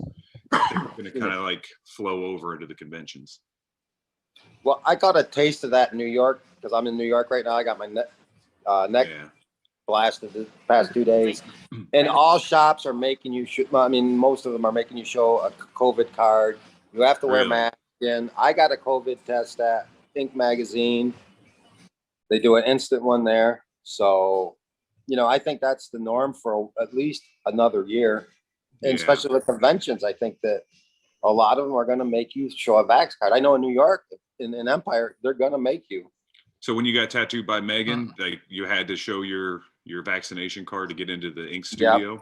yeah. Yeah, I think that regulation is New York City regulation, right? Because you have to show a vaccine if you go into a restaurant. So it's like it's really going on to the state where you live. I think that's we're going to be regulated on that. So there's going to be general changes for any event besides if you have a football event, right? Because there everything goes because the $1 billion marketing machine is behind it and they want that running. Yep. Every other event is going to be that you have to show proof of vaccination will become mandatory. Mark my words. I don't care what anybody says. I come from Europe. People think it's America. Yeah, this is America and it will become mandatory. There's no way around it. So you have to show that or you have to show the test. In Europe, they have to show a test every time they enter in a new vicinity. I don't know if you guys know that already. Like in Austria, in Italy, they already do that. The mandatory. Yeah, and that's gonna it's like, and they're gonna do it. It's gonna come. The first airlines just announced you can't fly anymore if you don't have proof of vaccination, and others are to follow. If one comes, the other ones come. Well, so I think the biggest change to what's going to happen is that, and this is now I'm speaking about the convention what we have here, what's coming to conference. Yeah. Which is really under jeopardy right now. I mean, we're in the last 11th hour of there could be a possible pull of the convention. Because there is such a fear implemented into the people which are attending that they don't know. One person says, I don't want to fly because of COVID. The other one says, I don't want to go to an event because it's COVID. The other one says, I don't want to come because I have to be vaccinated in a casino.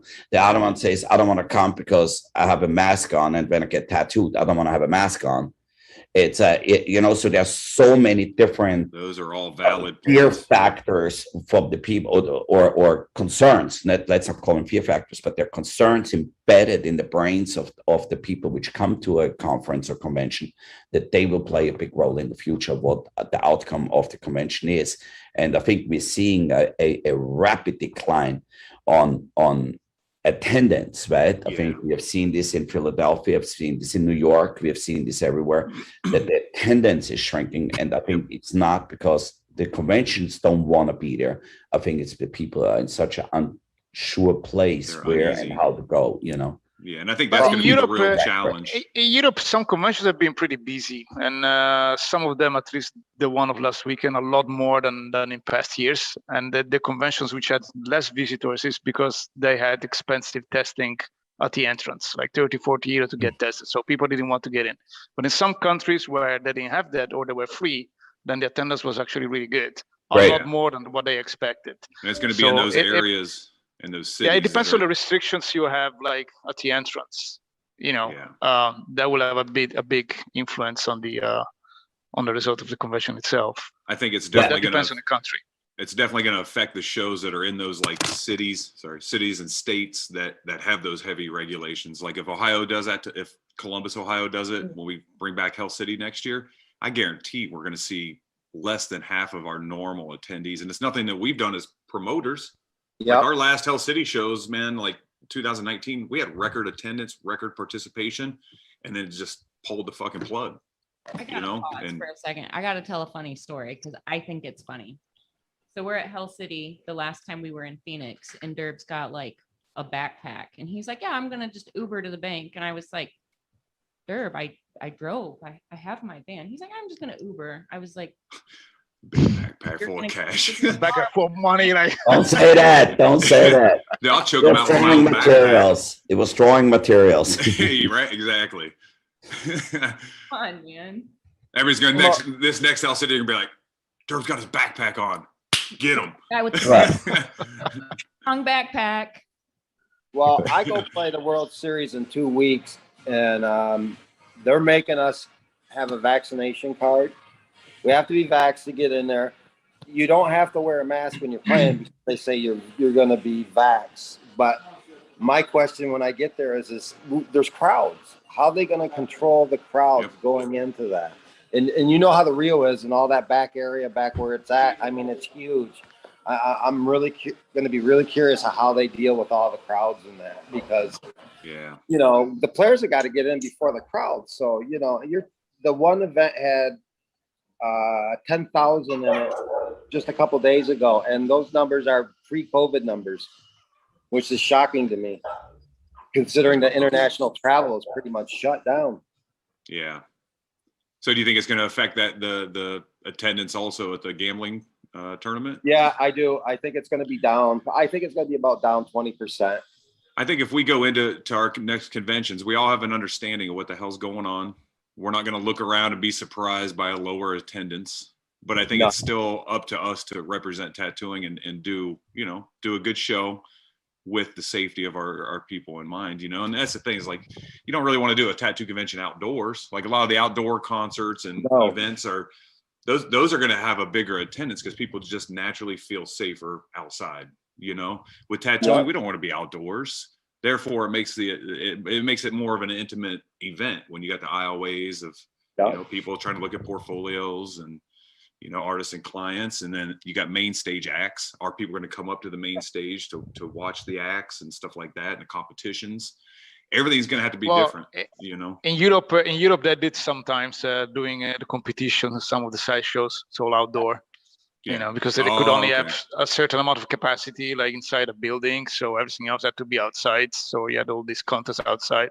Those are things that we're trying to figure out, like from an indoor convention promoter. Is like, how do you bring the person right up to the promoter and say microphone, like, hey, what's your name, what's your tattoo of, like even that's changed.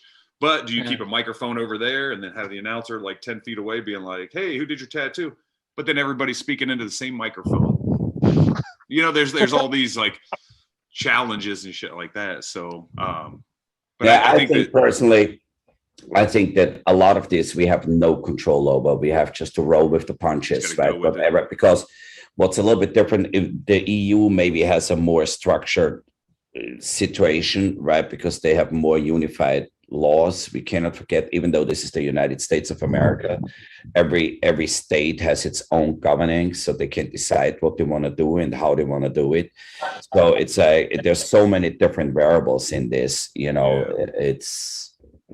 I think, and I agree with the tournament. I think there's going to be less. I mean, we cannot forget, they're talking now that the international travel will open up on November 1st for vaccinated people. It's, but I wouldn't be surprised that there's some other regulations coming down the pipeline, right? Because they need to open that up because the whole international travel economy is collapsing, right? Because think about all the airplanes, all the airports, all the people working there, all the tourism, all the hotels, they're living from other people coming from different countries. And that's completely isolated right now. And I don't think that there's a lot more time for them to sustain. So they have to open it up regardless what's going to happen. But it doesn't necessarily mean that in the future they're going to shut it down. We just have to roll with the punches on that one and make the best environment indoor, outdoor, in space, right? Everybody travels to space already now. It's like even William Shatner is going to space. So finally, finally he's going to space. And so we gotta figure it out, What's up, everybody? Can you hear me at all?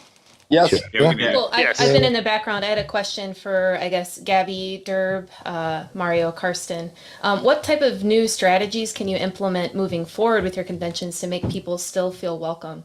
I went to Golden State last month, and that was the first convention in California where they required the Vax card to get into. And previously, just a month before, I was in Texas with no restrictions.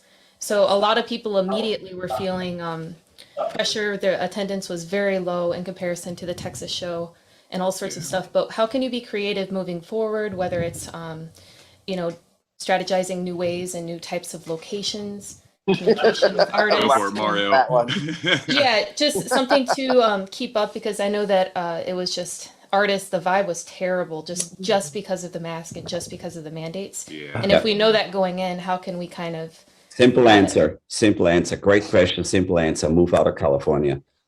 That was my solution. I could foresee artists boycotting certain areas just due to those restrictions. It's crazy. I mean, I don't even know how that guy. I mean, I'm not going to piss off a lot of people now in Los Angeles, but I don't even know why you kept that motherfucker in. It's like he's destroying your economy with everything he's doing. He's forcing regulations on you. He's doing stuff that shouldn't go political. But I tell you, it's like you see it in Texas. They're wide open. They're trying to do, and many other states are wide open. And I think sooner or later we have to make a decision. This is my personal opinion, to be living life, because currently what we're doing is we're dying slowly every day, right? Because we cannot fulfill our own needs. We cannot go in the restaurants we like to. We cannot spend the time with our families where we want to go to because we are restricted. And the longer we do this, when your time comes and nobody knows what it is, you will have those days missed. So I think it should be really, really taken care of by the people. They should decide where they want to go. And unfortunately, I think California is going to go way more with the regulations than they have ever been, and they will tighten that up. I think. Lauren, I think. Good. Yeah, no, sorry. Like, I mean, I think that, like your question again depends a lot, like from which country you're talking about. Like obviously US, it's still moving on a lot with conventions, even though you have a lot of still restrictions. But for example, Gabe, before we went live, he was telling me like last week, he did a relatively small event, like with 35 or 38 artists. We got 38. Like what, 3,000 visitors or something? Yeah, luckily because Hong Kong situation is a little different than the States. Yeah, we have a very low number here. Well, no, I mean what I'm trying to say is like 3,000 visitors coming over for 38 artists. It looks like a pretty good number to me. And so what I'm trying to say is like in some countries, as soon as convention will start again, I think that would get very busy. No, my question to you, Gabe, is: do you have to wear, for example, any masks inside, or we do? Were there any real restrictions? Yeah, we do have. We need to wear masks, and then I mean, Hong Kong the situation is like that because we have the QR code. So once you scan it, and then you get a temperature, you're allowed to go in. And most of our artists, and then we follow the rules, so we put on a mask. Yeah. Okay. So still uneasy, but you could still do a convention. It was still well visited. Karsten, have you ever been able to go to some conventions this year? Actually, a month ago there was a small convention in a city called Odense in Denmark. It's called Odense, and there are no restriction in Denmark now. They have opened up for every aspects, and you don't need to wear a face mask, and you don't need to show proof of vaccination and stuff like that. So it's almost 100% normal in Denmark. In Sweden, there have never been lockdowns. In Denmark, there was 2 lockdowns in several months where the tattoo artists couldn't work. But in Sweden, they had a different strategy, and they were working. They didn't have any periods of lockdown in Sweden. Now the situation is a little bit strange for me because I live in both countries. So I see the difference between neighbor countries, and both countries are member states in the EU. And there are a very different approach for the tattooing business. Now the time is great for convention in Denmark because you can almost have a 100% show like you had before. But in Sweden, they have changed the strategy, so now it's even more difficult to get the event going on. And that's why we were closed 10 days before opening in Helsingborg. The governments, they have made a Corona division taking care of Corona plans. And so we were put around in the management to like a circus and said, oh shit, this is not good. So we had to close 10 days before opening in Helsingborg. So, then it's more difficult this year than last year then in Sweden. Last year was a no-go. We couldn't do. We tried to do 2 events and we had to postpone the dates. And now the third time, you normally say the third time is the lucky one, but this was catastrophe. They took the rug under our feet and pulled it off. So now we wait to see what's going on, and then we will announce a new date for Copenhagen next year. And hopefully the pandemic is getting better and better. So we actually can do a good show next year. But now we're in waiting position. and see what happens with the color ban, and then we will move forward, and hopefully we can do a very nice show in Copenhagen, maybe at the end of summer next year. That's I hope so for you. And I think that also depends like on the vaccination rates in a lot of countries. I know in many countries in Europe they're going very well. I'm not pretty sure in Europe. In US, you guys hit a thing like something like 50% or past 50%, but it's still a big percentage of population that's not really getting vaccinated, and you still have a relative amount of a high amount of cases throughout US. Correct me if I'm wrong, but yeah, we have 330 million people, right, in an average in this country, and this is still called freedom, but people can decide if they want to get vaccinated or not. Yeah.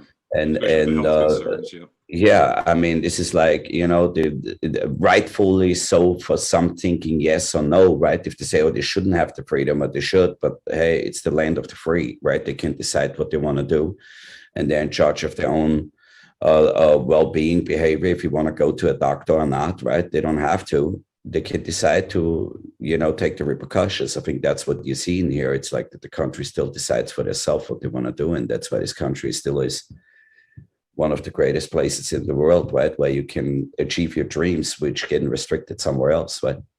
Yeah, I think with them implementing the, you know, if you have to have a vaccination card to get into tattoo conventions, that's going to definitely affect, you know, the attendance. Like you said, half of the people are vaccinated where you just spoke. That's half of your crowd that can't come in if they're not vaccinated. They're not requiring to show polio vaccinations and tuberculosis, No. you know, like all these other vaccinations that we're supposed to have. Like, we're not required to show a card to get in. Only anything school. else. Just COVID. Yeah. You know, Only which to is, get into school. yeah, exactly. But so some of these events, you know, like somebody may have TB, tuberculosis running around there. Yeah. We didn't ask for their tuberculosis vaccination, you know, card. Yeah, but the difference of that is if you got diagnosed with TB, they will isolate you immediately. I mean, that's that you're isolated. And I think that was part of the problem with COVID when it started. They should have regionally locked down areas and tried to keep it like that, like China did, because China did not have the degree that we did. We were so open in that, and that was one of the problems. But again, this is America, man. I mean, you can't restrain us. I mean, it's hard to do it. You look at how many people are bitching about it. I mean, I went to the Chicago show and it was just free and open. I mean, you weren't asking for vaccination cards. They weren't really doing any checks or anything like that. You just basically paid yourself and walked in. No mask. How was the attendance? Did you notice a difference in the attendance just in general? It was definitely down. I think that's just going to be, that's going to happen to all of us. Like at Hell City, I'm even expecting to see like literally half the crowd. And internally I'll be bummed, but externally, like, it's where we're at with things right now. And like I said earlier, is like making sure that the attendees and the artists feel safe, and in implementing some of these new procedures, that may just become the new normal for all of our shows. So I think coming up with these entry regulations and safety protocols are going to be just kind of something that we're going to probably do forever with our show, you know? Okay, guys. I don't think COVID's going anywhere. I've got a few questions that have come in. And Gabe's yelling at me. It's time to ask them. So maybe you want to ask the question to a specific person to answer. It makes it easier. Well, they're a little bit kind of all over the place. So let's just jump into the first question. How do artists submit their portfolios to be invited to conventions or to be accepted into conventions? What's the best way for an artist to submit that? Well, I'll take the reins here on that just a little bit. Yeah. Yeah, mainly like to me is like sending here's, how do I say this? I don't take somebody seriously applying for a booth if they just like, hey, I'd like to get a booth. Thanks. I want to deal with people who are like, hey, my name is so-and-so. I'd love to get a booth at Hell City. Here's my portfolio link, you know, and kind of like a little more composure. So I've had people be like, yo, man, I've applied like 4 times. And I'm like, and they didn't get a booth. And I'm like, cool, reapply. Then I see their email coming. It's like, hey, man, I'd like to get a booth. And I'm like, that's not, you know. That's not our application. Yeah. And if I'm going to deal with people, I want to deal with thorough professionals, you know. So the best way to apply to get a booth is to one, send an email, like a thorough email, introducing yourself, with the links. I don't want to go do work. If you're applying for a booth, you better give me everything that I need to go review you. Any other artist, it's not an apprentice show half the time, so I don't want your apprentice in the booth tattooing. So we usually review 2 working artists, and then you get a front, manager's spot. So my suggestion is, if you reach out to a convention to get a booth, be thorough, be professional with even your first email. Even if you get an application link back, you did something right, because I won't even send over an application link if you can't compose a proper email, because that means I'm gonna have to ask for your bloodborne pathogens. I'm gonna have to ask for this and that. And if you can't even give me a link to your portfolio when you're applying for a booth, I kind of don't want to deal with you, and not to sound like that, but I want to deal with professionals. I want to deal with people that are thorough and represent tattooing in my show the right way. So that's a huge thing for me, is be thorough with your introduction email, and then when you get the application, like, get on it. Because we also send out chunks of invitations for booths, and it's invite only. So if invitations go out and there's 200 booths, we send 500 invitations. It's first come, who's hungry, who wants it, so that's a little insight. That's a great one. Mhm. Did I go off a little too much there? No. I mean, No, that was good. That actually was great. That's 20 years of me dealing with incomplete emails and stuff, so you feel my pain. I think that's a fantastic answer. And it starts with good manners. Right, for real. In any of your opinion, so the question was, should we box out tattoo removal vendors from shows? So what is the general opinion of tattoo removal altogether, I guess?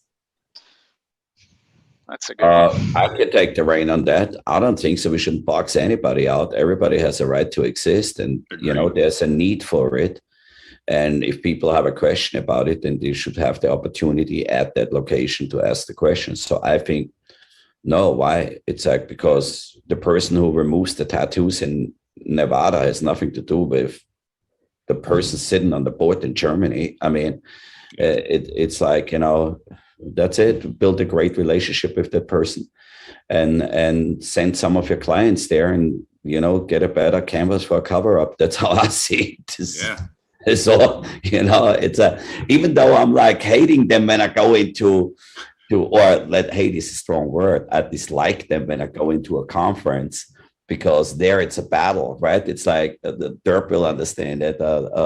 It's different if I prepare in the gym and then I go into octagon, right? At that moment, I maybe like the guy outside, but it's on the inside. It's business on the inside. The laser removal business has it on with me on the conference with Dr. Sarah, but outside I have no hard feelings against it. Okay, and the last question we have, this one's kind of a totally different direction as well. Are there any tattoo unions or similar organizations for tattooers? I mean, the coalition's trying to establish Yes. that, right, Mario? Yeah. I mean, there's several, right? I don't know where that question comes from, but I think almost every country has some form of tattoo organization or groups, right? Like APT. preference groups. Yeah, it doesn't matter if they're in England, right? England was very strong. Denmark has one, I know, right? Germany has the DOT, we have CTS, national, blah, blah. There's tons. You just need to look where they are, and they all have a place in the purpose, in itself. So you have to make the choice which one you like. And this goes back to like when I first started, like 1990, 91, APT. That was one of the first ones that were really kind of like focused on the safety and education of the tattoo artist. Yeah, there's tons of stuff out there. Yeah. Cool. I think that's all the specific questions I had. Lauren, if you're still out there, do you have any more questions that have come in? Yeah, actually, I'd like to hear from, let's see if my video can come on. Gabby and Karsten, I haven't ever met you before. Can you tell us like what the overall buzz is or how people are feeling?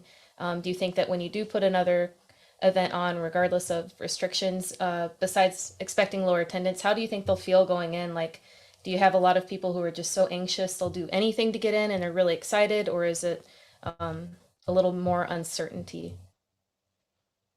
The last show we tried to make in Helsingborg, we really had to change the setup of artists because of the regulations from the governments.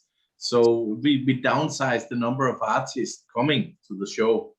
And we had a new location. We tried to make it as a festival. So we had indoor and outdoor things going on for the whole weekend. So the artists were given huge spots. Actually, there was the biggest spots we ever made, and I have made tattoo conventions for more than 10 years. But we needed to do this to have the governments approving us. So we offered very huge size spots, and that's social distancing. And that was one of the reasons. So we had to downsize the number of artists coming, and we also very quickly noticed that, of course, there were artists from Europe who wanted to work the convention, but they couldn't travel. And we already knew before we started to plan the convention that overseas artists from America, South America, Asia, they were not allowed to come. So we focused on we focused on a Scandinavia event with a lot of artists from Sweden and Denmark and a few artists from Norway. A couple of German artists were showing interest, but they couldn't travel either. So we really downsized the number of artists. We said, okay, we make a very luxury approach to the artists. When they come and see how big their booths are, they will, wow, because they could bring their own chairs. They could bring it. We bought new tables for every artist so they could have their own working table delivered at the convention. We had armchairs, beds they could get for the booth.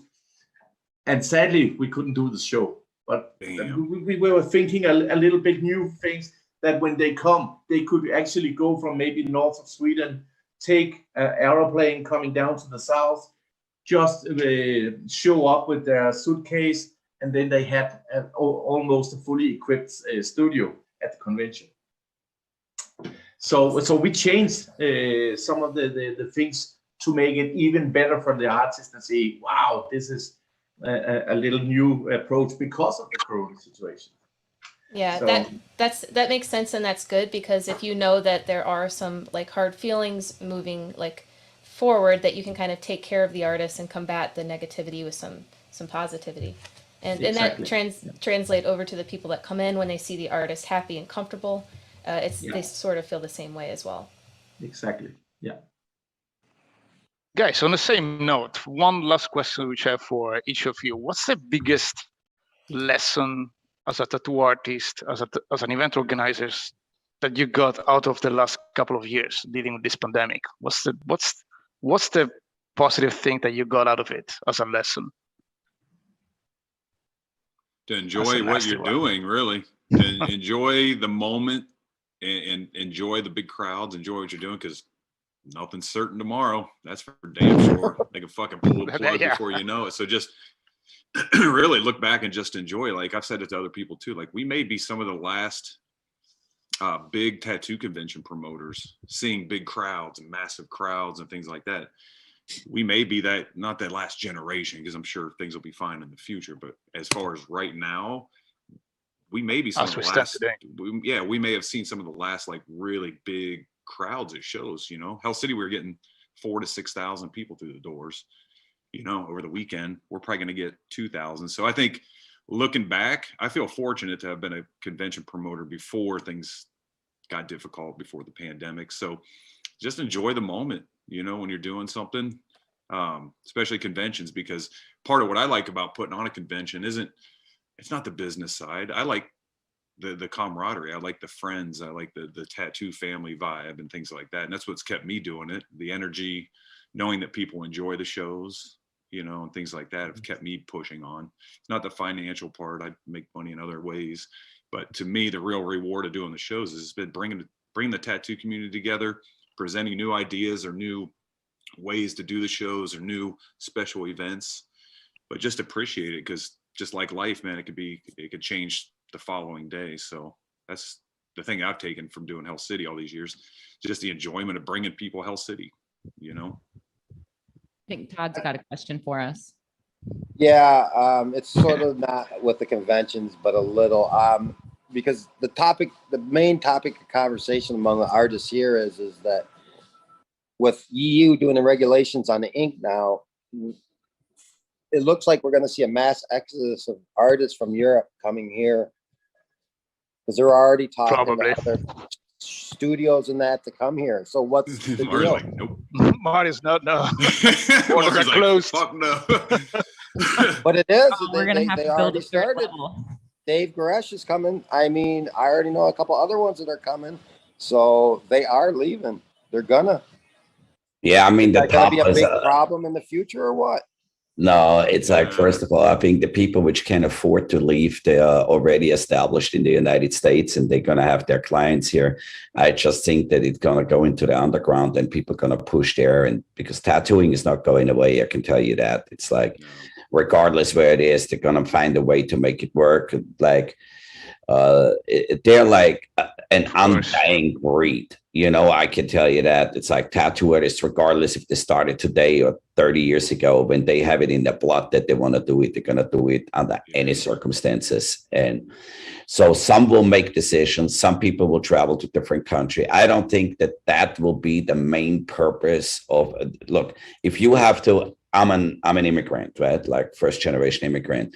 I didn't make the decision to come to the United States because it's like, oh, I can't tattoo over there, or I can't tattoo in Austria. I made a decision because I had more opportunities in the United States. And that's, I think, what the people see, that the restrictions are compressing, and Europe is in general more restrictive than the United States, right?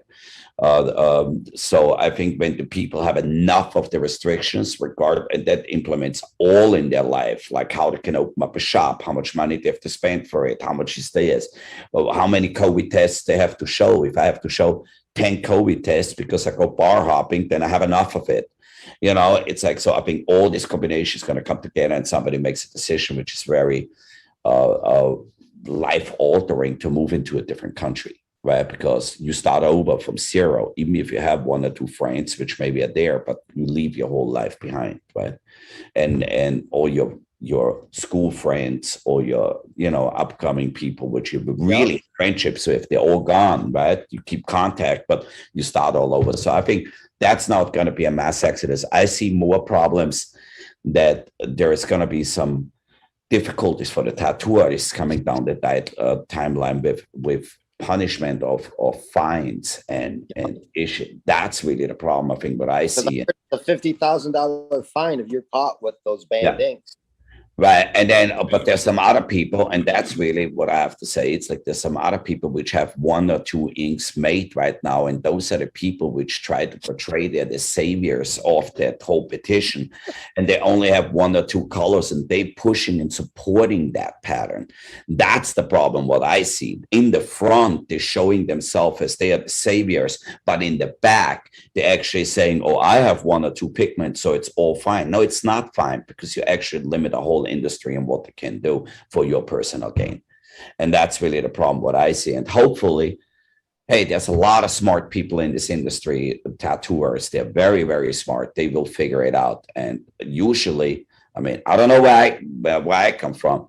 Sooner or later, they will be vocal about it. You know, it's well, like, from my perspective, I've got a lot of top artists, man. I mean, I've got enough of your artists on me, Randy, Boris, Steve, Bob, I mean, I've got a lot of artists on me in that, and they will do what they need to do to keep doing what they need to do. Absolutely. Sure. I think it's interesting to see what happened also in Japan. Like for a long time, tattooing was made illegal unless you were not like a doctor or you had a medical background. But I mean, the tattoo culture stayed alive. I remember a few years ago going to a convention, and it was the last convention before they made it illegal again, I think after 2017. And yeah, I mean, the tattoo artists that kept going, and at the end of the day, they get back to working normally again. I mean, they've been able to fight the lawmakers, which were making those kind of nonsense. Look, it's very simple. Being a long-time tattoo artist, and I'm pretty sure I could speak for everybody on this panel. It's like, we don't really give a fuck what the people say. We're gonna tattoo till the day we die, and that's it, And it's very simple. And then I don't give a fuck if you put me 5 years in jail. It doesn't necessarily mean that I stop tattooing. Quite different. I have a lot of clients in there, right? So it's like it makes no fucking difference to me where it is, but that needle is gonna hit the skin, you know. Anywhere that it's been illegal, that's the it's spirit. always anywhere that tattooing's been illegal, it's always survived. There's always tattooing. Like New York City. No, I don't know if a lot of people know what it's like to walk through the t-shirt racks to get back to the you know, the private tattoo studio. It'll survive. It's survived since cave painting days, you know, like tattooing's not going anywhere. They may try to regulate it and this and that, but it will always, it's as old as language. It's not going anywhere. It's probably in the nature of this industry, you know, like all those challenges, you know, I mean, tattooing, it is about being somehow a rebel, and, you know, somebody wants to control you and you don't want that. And fuck, that's the way we do anyhow. So, you know, we keep the spirit alive. Yeah. I want to just answer your question, what Derp answered. For me, it's the same. I think just don't take anything for granted. You know, I think don't think it's a safe bet when you try to put on a convention. It's never a safe bet. You know, be ready to roll with the punches. Do it. Make sure that your people are happy, and that's it. You know, and then ultimately, I maybe know 1 or 2 convention promoters which actually make money on their show, you know, like if they would consider all the work they're putting in the last 6 months prior to the show. I don't know if any of them would have made money because they're spending a lot of hours behind the phone, designing, doing stuff, and nobody keeps track. So I don't think it's a money game on convention. I think it's really personal satisfaction to meet your friends and be with people which feel the same and enjoy the same, right? And you know, the party is what we have. It's us, right? It's like it's like when we had the party in Vegas 2 years ago. I had somebody there from outside the industry. It's like, what the fuck's wrong with you people? I'm like, nothing. This is who we are. You know what I mean? We just enjoy each other's company and we do crazy things and we love loud music and fucking have people swinging from a hook. It's just fucking great. Nobody cares where you come from or where you go to or which race you are or how old you are or how tall you are. Nobody gives a fuck as long as we have a great time, you know? And that's really the beauty of our industry, I think, and what many people the spirit of tattooing. This is the mystique, right? It's the universal approach of clients, artists, countries, and people working with each other, regardless where you come from. We are instantly united with the fucking pigments. You know, as soon as we are tattooed, we belong to the same family, regardless where you come from, you know. Leading us right into my next question. This is my personal question for everybody that's on the panel. If we can kind of take turns answering this question. But while you're kind of talking about how passionate we all are about our community and how, you know, it's in our blood, I just wonder if each one of us could go through and just share a quick story about one of our favorite tattoos or one of our favorite tattoo sessions, just so we can all just a little bit of tattoo collecting in the tattoo collecting hour. God. Well, let me go first because I just had one. I mean, I just had one 2 days ago. I mean, actually, the 2 days I had with Megan at Ink Magazine was the most amazing time I had. I mean, her boyfriend was there, Jaden Moon was there, and we just had the greatest time. I mean, one of the reasons is Jaden Moon tattooed Megan's boyfriend's dick. Steve got his dick. No, I got a story about it. I got even a better story about it. She's tattooing me, and Jaden goes, well, it's time. Megan stops and goes in there and fluffs Steve so he can get hard so he can put that stencil on. So, I mean, how many people can say they've had their artist go away to get their boyfriend hard to get a tattoo? I mean, you know, that type of shit's just great, man. God damn. Right? Okay, the stories are done. Nobody can after that. That's the end. You should have made it with the story till the end. Whatever we say now is not as hard as this story. I don't think I have any good stories now. Shit. Fuck.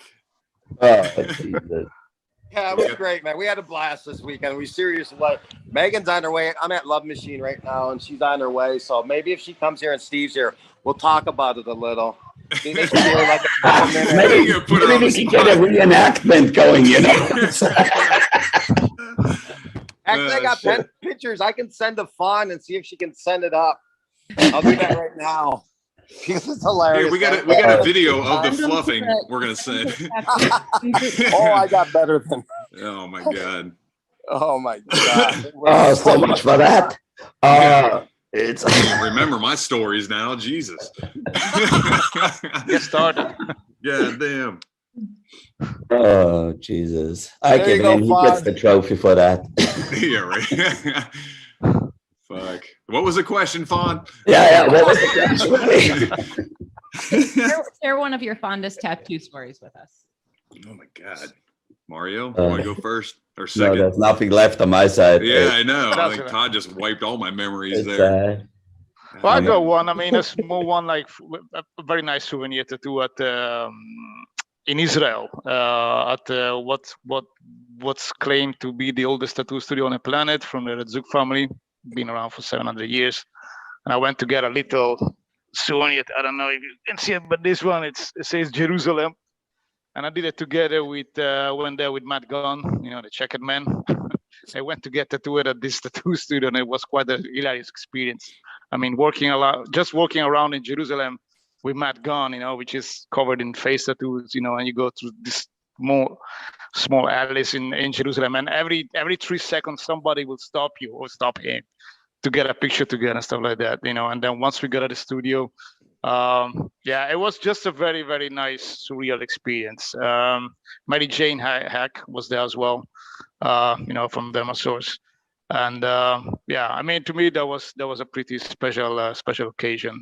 Just to do it in Jerusalem, in the oldest tattoo studio on the planet with Matt. Yeah, great memory for me.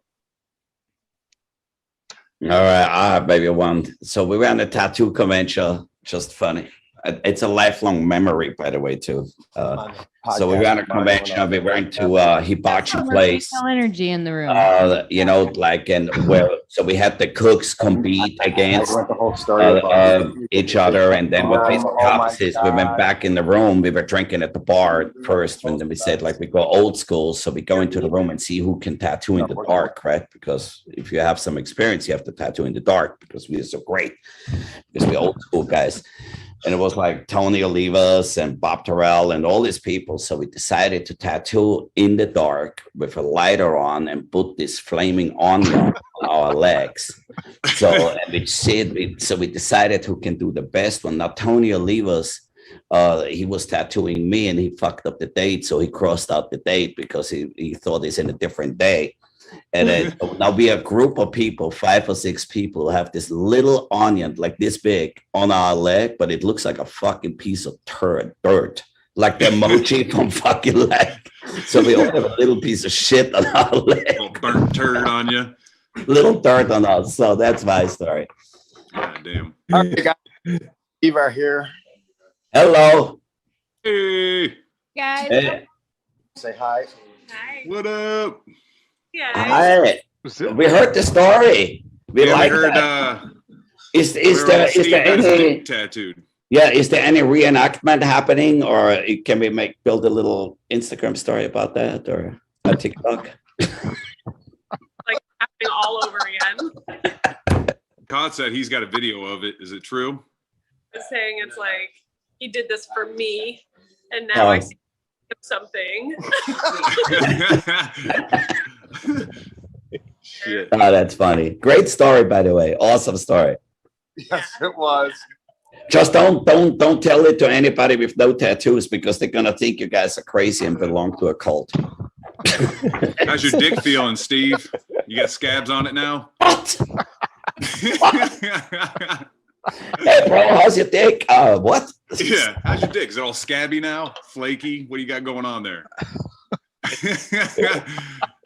A little bit of like chunky. It's like the No derm, that's for sure. He's not using a derm. Rip that shit right off. Oh, dude. That's fun. To see you guys. And you guys. All right, guys. I have to bug out of here. I got time. I've got to get to the airport here in a few. So all right. So much for joining us, Todd. Thank you. Yeah. Thank you for the great story, by the way. Yeah. I'm glad you guys got a good laugh out of it because it's Yeah. a great story. Truly. All right. Awesome. Peace, man. See, Todd. Peace out. God damn. That was a good story, though. Yeah, know, this you is know- what it will say after this panel. That's over the time when you have to wrap it up because you know you have to keep it on the higher spot of the conversation. Yeah, It's you like, Yeah, I don't think I could talk. all right, that guys. story. Yeah, I think I don't know where Gabe replay is. Gabe still around or? Hi, I'm still here. Lots of things to learn. No, Gabe replay. No, there's two Gabe. Yeah. Gabe Shum, Gabe All right. replay. He's probably monitoring us somewhere. He's monitoring us. He's watching on us. Yeah, I think we are. Yeah, good to go. I mean, is anybody else wants to add anything on this last conversation? Not really. It's no, just, it's after gonna the be That's interesting. right. into Yeah, the that's it. game, we are done. I guess we all like it deflated After us. this It's last like, story, that was it. well, and I hope my fiance doesn't hear that story because that means my dick is next, and I'm like, All right, guys. I would like to really thank you all of you then for joining us today. And yeah, damn. I mean, I really hope to be able to meet up sometimes at some conventions somewhere this year, next year. I think the last place I saw you at was where? Thanks, yeah. Romania? I think we were in Romania Yeah, last Romania. time. Yeah, a few years ago. I've been stuck here now in Vietnam for 2 years. I haven't been able to get out of the country. So yeah, too. now yeah. Yeah, so I'll probably be able to travel next month, then go a little while to Europe, and then maybe next year to US. I'll see what happens, but yeah, you know, everything. Alex, No clear plans. last time we two met each other was in Milano, just before the COVID really took off. Yeah, that was the last convention I did. Then I came back. Yeah. Then I came back here, and then they closed the borders, and I've never been out again. So yeah, that was a good. Yeah, I hope to go to the next one. It's in February. So, all right, for me, it's the hope I see you guys somewhere, and thanks for having me here. You know, it was a pleasure. Made my morning. I have to say, it was a very fun panel, great people, great conversations.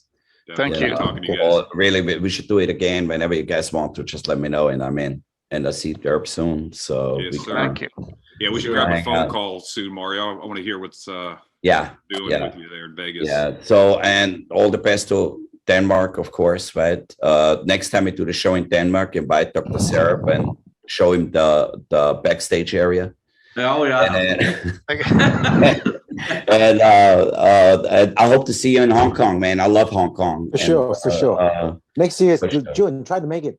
Yeah, let me know exactly, and I plan it in. I come over because it's one of my favorite cities. I call it New York Likewise. on There you go. steroids. You I know. want to make it over there too. So Yeah. There you go. maybe We'll we go see you together, in Hong brother. Kong. All right, Love you, and invite then me By the way- back, for next. Sorry, Mario. I really like the idea of the conventional conference between convention organizers from all over the world. I think this is something that we should maybe really work on because it's absolutely really make a separate call, initiate it. We sit together as a yes. group in those because I think everybody has a great aspect to the show, right? They have specific areas that we could take out, and it will be an incredible opportunity to really show the world that you can do some things together. yeah, Not it's a Exactly, meeting of the exactly. minds. Yeah. Biggest exactly. part for me always, you know. All Awesome, right, guys. Thank you all. Right. It was great to have you here. I'll see you. Thank you for the chance. Bye. Thank you to you. Take care. All right, guys.